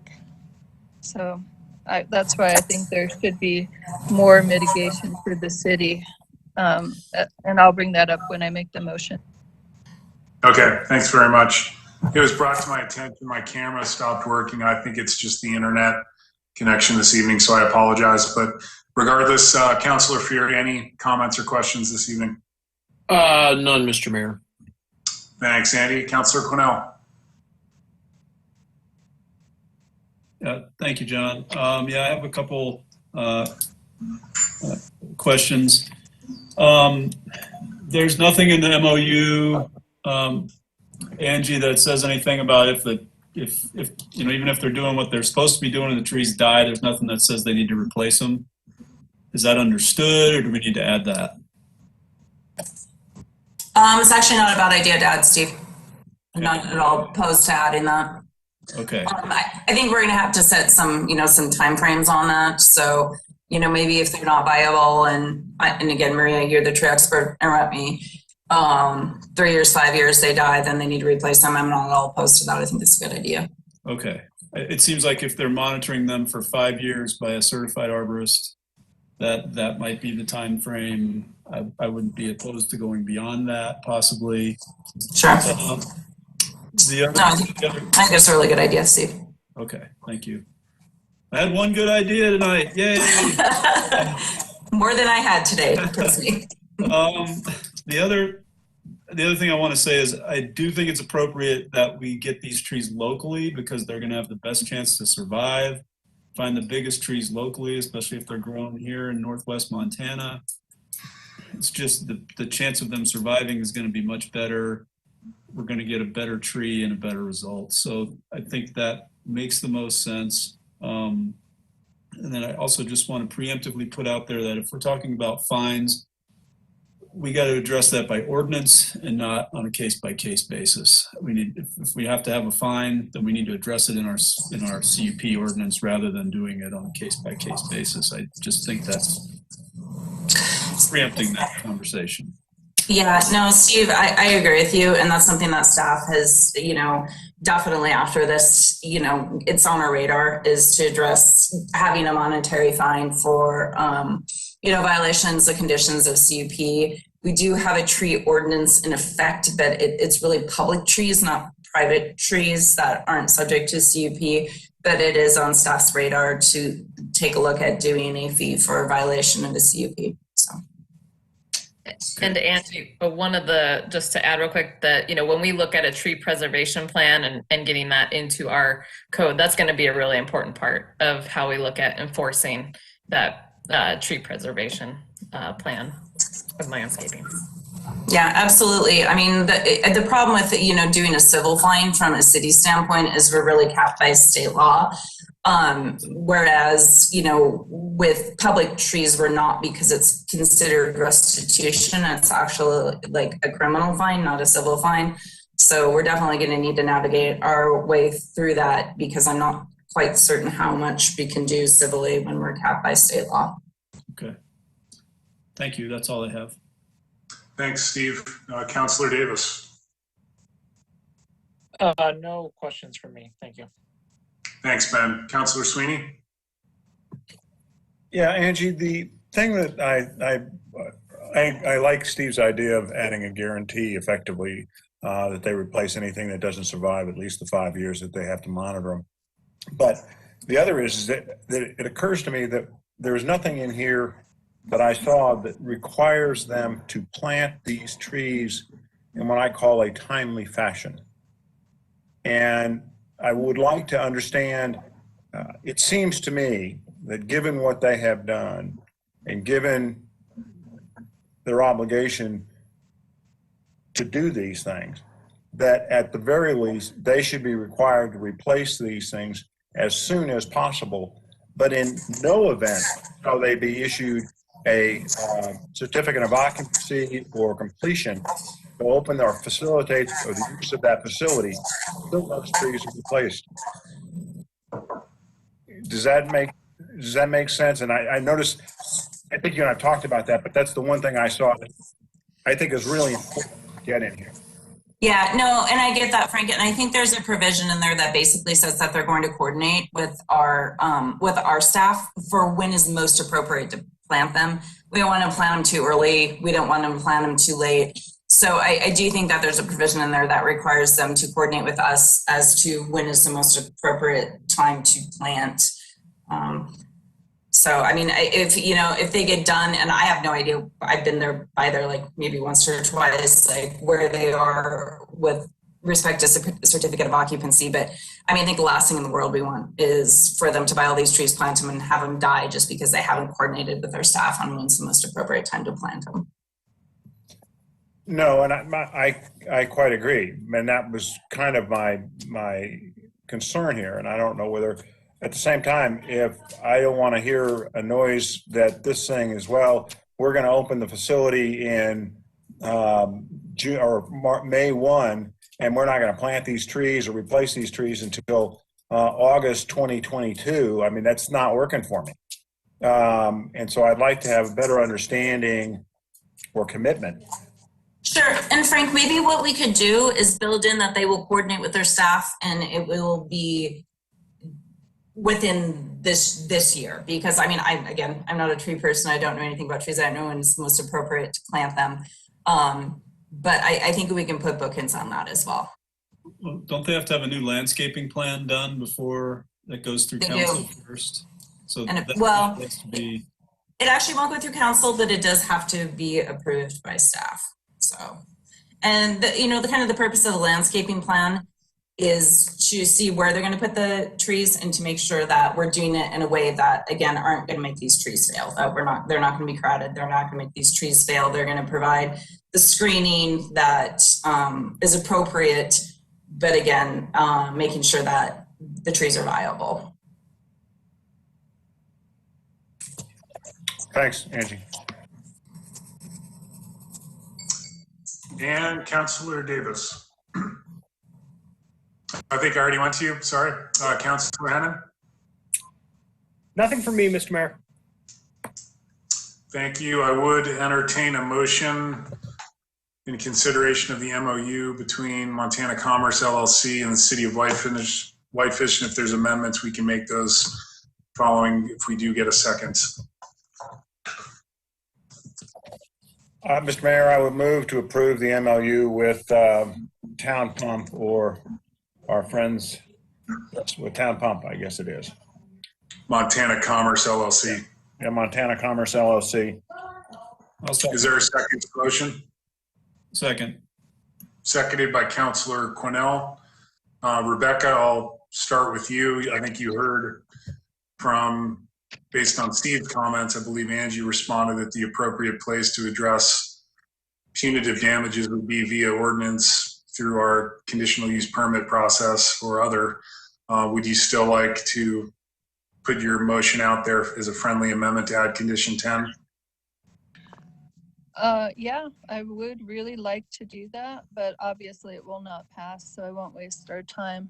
But I think it would be a really nice gesture for Town Pump to maybe donate money for trees, if that would be something they would consider, since the cost to replace the trees is so much less than what we lost, and they failed to meet their conditions, and the town is still really upset about this. And so I think if they wanted to donate a certain amount to our tree committee or Parks and Rec to compensate for what they don't have to spend money on, that would be a nice gesture. Thanks, Rebecca. Steve. Yeah, I'd like to add a condition, or I don't know if it's called a condition or an agreement number 10, or somewhere in there that says that Montana Commerce shall replace any trees that die or that are deemed no longer viable while they are being monitored in that 5-year period. Something along those lines. Is that good enough, Angie, for you to? And I'll second the motion. Okay, we'll have a friendly amendment to add condition number 10 that any trees replaced that are no longer deemed viable within the 5-year period shall be replaced at the expense of Montana Commerce. Did I articulate your desire there, Steve? I think so. The only other thing I'd like, the clock to start over on 5 years. If that, if one tree dies in year 3, then that time starts over at 5 years from that point. They have to keep. Okay. If that makes sense. Yep. That was the understanding of the second, Frank? Yes, that's the understanding, and I like it. Okay, I do too. Thanks, Angie. Yep, you bet. No problem. That'll be friendly amendment to add condition number 10. We'll vote on the friendly amendment before the original motion to approve the MOU. All those, I'll go to Michelle for a roll call. Again, this is for Steve's friendly amendment. Michelle. Councillor Quinnell? Aye. Councillor Sweeney? Aye. Councillor Davis? In favor. Councillor Hennon? Aye. Councillor Fury? In favor. And Councillor Norton? Aye. Thank you. Thank you, Michelle. And that friendly amendment passes unanimously, which brings us back to the original motion to approve the MOU between Montana Commerce LLC and the City of Whitefish with added condition number 10. Further comments from the council? Mr. Mayor, I would like to follow back up with Angie on my question in terms of, are we comfortable with, or do you need a motion from me to amend the agreement to require that those trees be planted in a timely manner and as soon as practical are directed by the Parks Department? Do we need that in there? Yeah, Frank, if you would do that, I'd appreciate it. And I just think as soon as practical is deemed by the Parks Department would be probably the most appropriate language, if you don't mind. Mr. Mayor, I would add an additional amendment to this provision where Angie would like to stick it, I don't care what number, that the trees shall be planted in a timely fashion as early as practical as directed by the Parks Department. Thank you, Frank. Is there a second to the friendly amendment? I'll second it. That was seconded by Councillor Quinnell. We'll vote on Frank's friendly amendment now. Michelle, roll call, please. Councillor Quinnell? Aye. Councillor Sweeney? In favor. Councillor Davis? Aye. Councillor Hennon? Aye. Councillor Fury? In favor. And Councillor Norton? Aye. Thank you. Thanks, Michelle. And that does pass unanimously. Angie, we'll just ask that you place that language where you feel it's most appropriate within the document. Councillor, there are further friendly amendments tonight before we vote on the original motion. Just one quick comment, Mr. Mayor. Sure. I do like Rebecca's thought of being punitive in some way, shape, or form. I do have to agree that it would be arbitrary at best were we to try and do that. But that said, I would still like to do it if we could, but I know we can't. But thank you for bringing that up, Rebecca. I think it's a great idea. And I do encourage us to find some way to seek that out through our civil process in the future via ordinance. Thanks, Andy. Michelle, roll call, please. Councillor Quinnell? Aye. Councillor Sweeney? In favor. Councillor Davis? In favor. Councillor Hennon? Aye. Councillor Fury? In favor. And Councillor Norton? Aye. Thank you. Thanks, Michelle. And that motion does carry unanimously. Thank you, Angie and Dana, for that matter, for working with Montana Commerce on this MOU.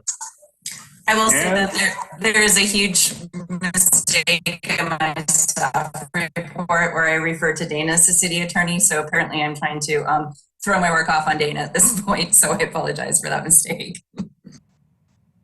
All right. Thanks, Ange. We'll move to our last item on the agenda before we take councilor comments. And Dana, I'll turn it over to you for your city manager's report. Okay, thanks, John. There in my report, and maybe I can just read it if you guys have it up in front of you. One of the areas that we need to address moving forward due to the pandemic is our approach on remote meetings. Our current ordinance will expire March 21st. And so we need to consider if staff should be preparing a new ordinance or what you might want that to look like. So I'd like some feedback from the council, direction for us to how to move forward. So there's really three options that we have. The first is to let the emergency ordinance expire and we will all return to in-person meetings. We could follow social distancing guidelines. Obviously face coverings are required, except that we do need to provide an accommodation for those that have a ADA requirement for not wearing a face covering. The other option is for us to draft an emergency ordinance very similar to the one that we have right now that would make this effective for an additional 90 days after March 21st. And in doing so, the council could repeal that at any time if needed. And then I did look into the option of having benchmarks because I know those are used frequently in other areas. Unfortunately, what I'm finding is that the data that we would need to have to determine if we've met a benchmark is really slow in coming out online. The county isn't updating their website, the health department isn't updating their website nearly as frequently as they used to for data related to positivity rates, or the daily number, the average daily rate of new cases per 100,000. You could look at vaccinations, but again, Tier 1C is a ways out. I know that Tier 1B that we're in right now, you're looking at a few more weeks, months, probably on the month side is my guess. And then we go into Tier 1C, which is going to be a lot longer period because there's so many more individuals that meet that category. Tier 1C is when city employees, essential employees, or frontline workers would be eligible.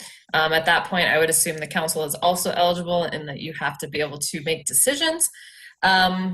So we could return to in-person meetings. However, my recommendation would be at this point that we continue the 90-day period, but it is completely up to the council. We've talked about a hybrid approach. We think that that's going to be really challenging to manage public comments.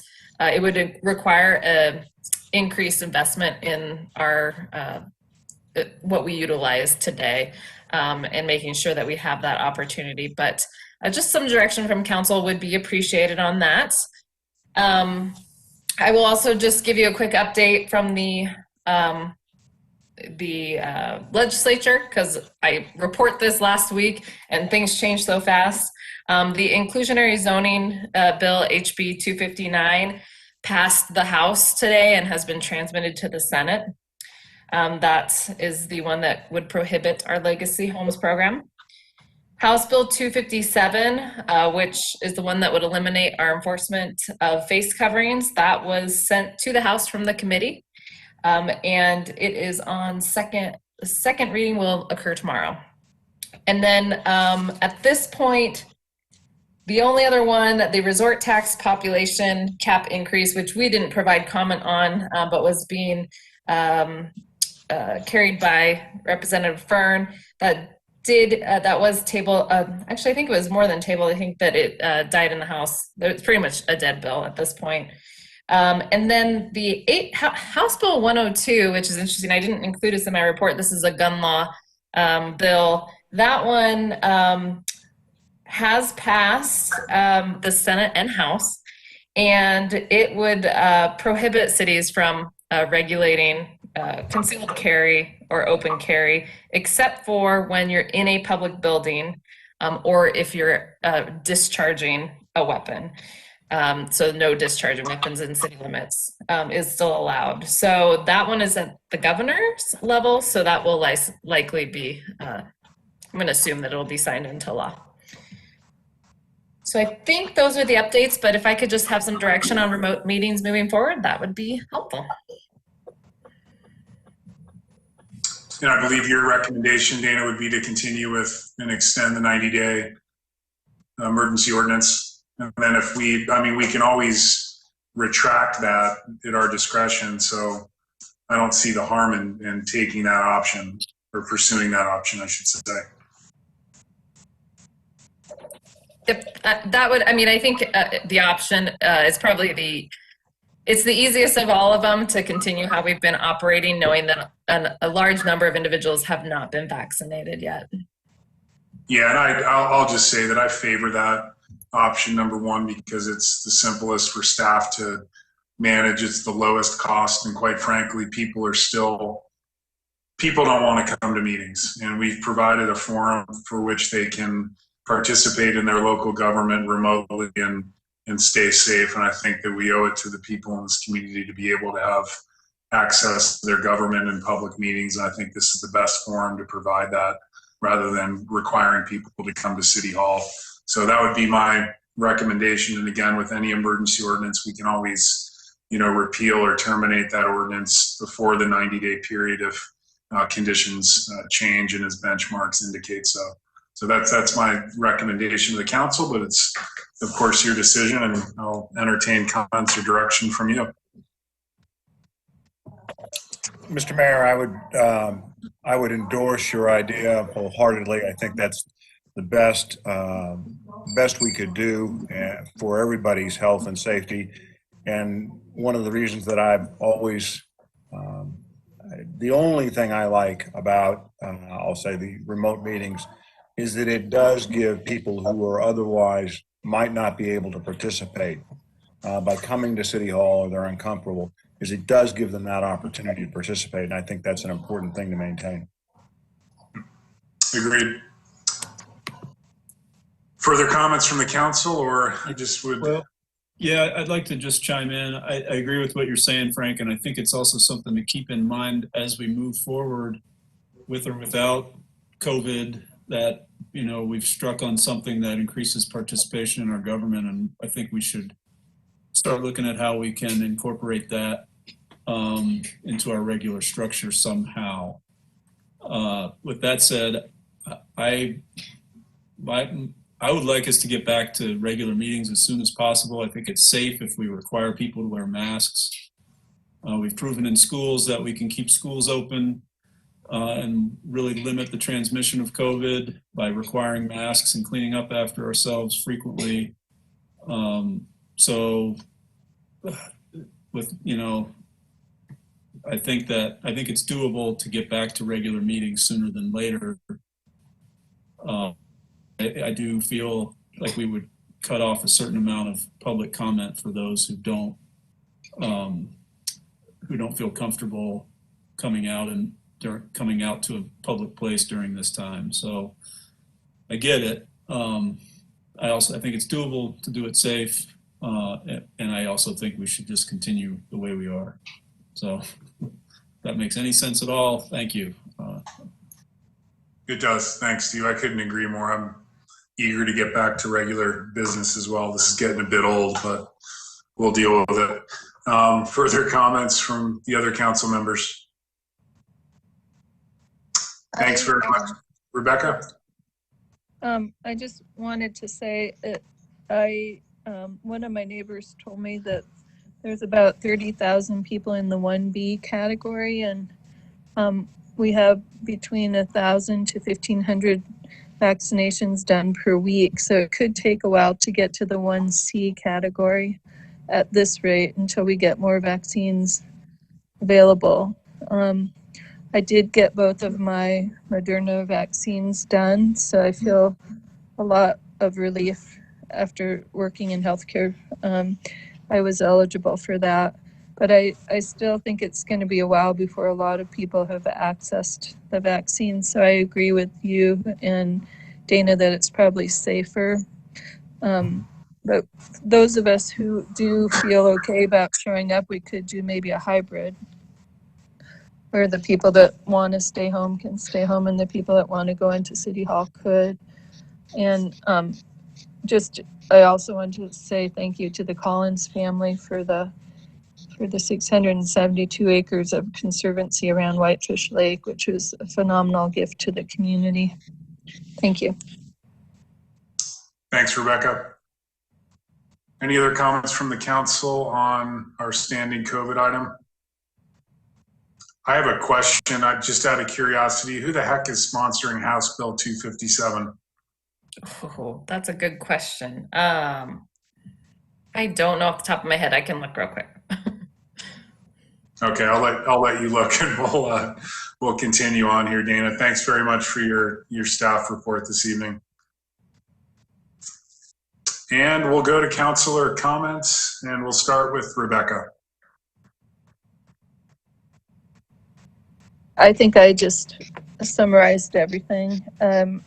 I think most people are, what I'm hearing from the people that have been able to get vaccines is they're just utterly relieved. And I have to give a great shout out to the Flathead City County Health Department, the health board.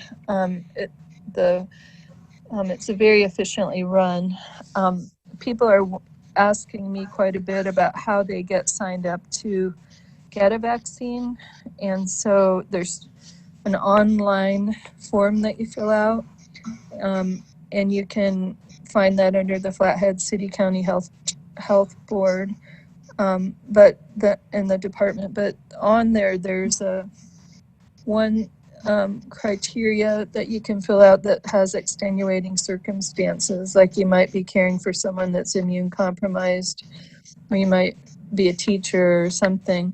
So people are supposed to fill out that in detail so that if they can be bumped up, they might be able to in the tiers.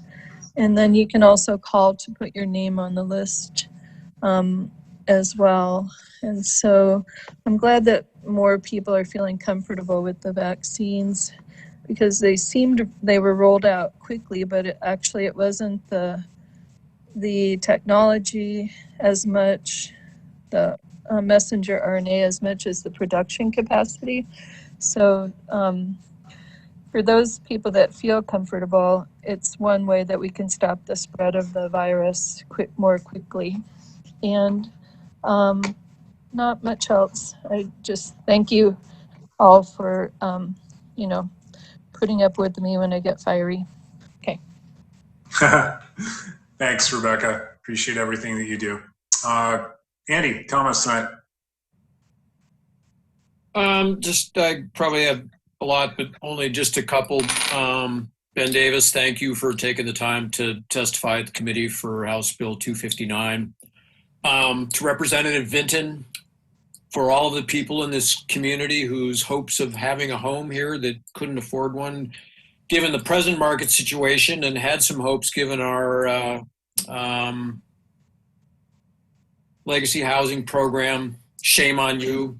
I will give you at least the credit for having the transparency to say it's simply about builder profits. You didn't mask that at all. But you know what?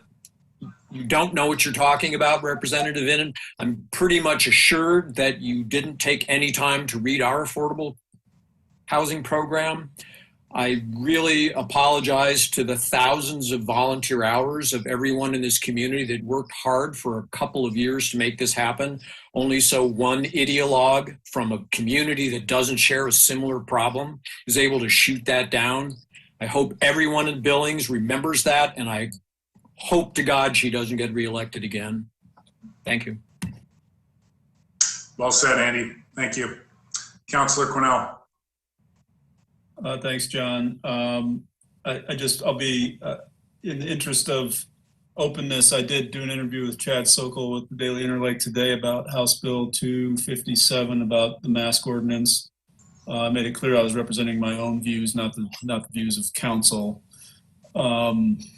And I don't know what he'll put in there of what I said, but I was pretty direct, kind of like Andy just was about House Bill 259. And I did talk a little bit about that as well with Chad.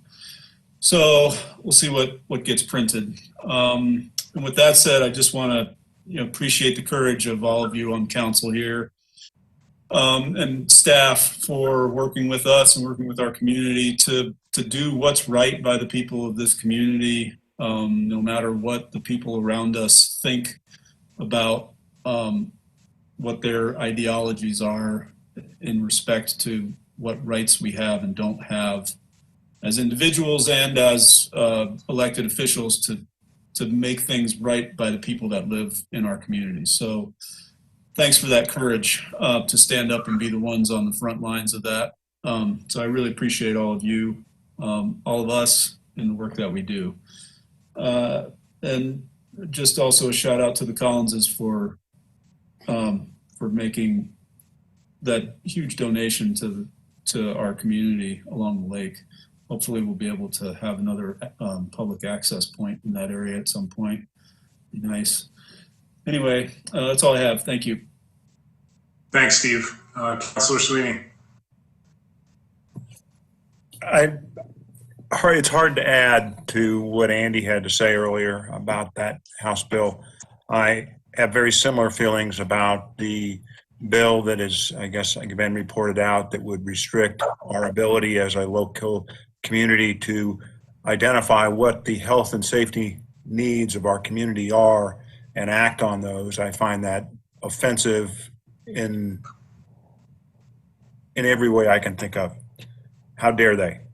And then the last is I too want to thank the Collinses for their commitment and what they've done for this community, not just in this this donation effectively or this conservation easement, but they've spent most of their lives active and really in support of this community, and they should be thanked for that. That's all I have. Thank you, Frank. Councilor Davis. Yeah, I would take this opportunity as well to express my extreme frustration at what's coming out of the state legislature, specifically with these two bills, House 259 and 257. You know, Whitefish is a community that is different from a lot of other communities in Whitefish, in the state. You know, we have a high visitation, we have high real estate prices, and, you know, the fact that the state legislature is unwilling to let the citizens of the communities make decisions that are correct for them that might not be correct in other cities is just absolutely infuriating. And so, you know, I think that we unfortunately are going to need to prepare ourselves for both of these bills likely being passed. As it relates to Bill 259, I think there's some conversations we may need to have about how that affects our zoning that we have in place and what that means for us. So I would imagine we'll have those conversations soon. I cannot express my displeasure and my unhappiness about this anymore. I think it's just absurd that they would do this. So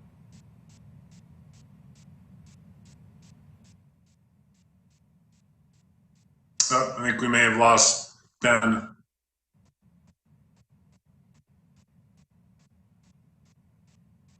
You there, Ben?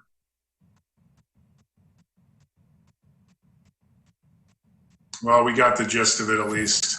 We'll move on to Councilor Hannan. Sorry, Ben. Ryan, any comments tonight? Nothing really in particular, but I will say I agree with Andy 100%. I think he hit it right on the head. There's not much more I can say about that, but I'm in agreement with that. And so am I, and I won't repeat it because I can't state it better myself, but total agreement as well with the comments that were shared this evening. And I have nothing further to add at this point. Dana, anything further from staff? Not this evening, Jen. Thank you. Thanks, Dana. On that note, we are adjourned, and we'll see everyone back here in a couple weeks. Be safe. Take care.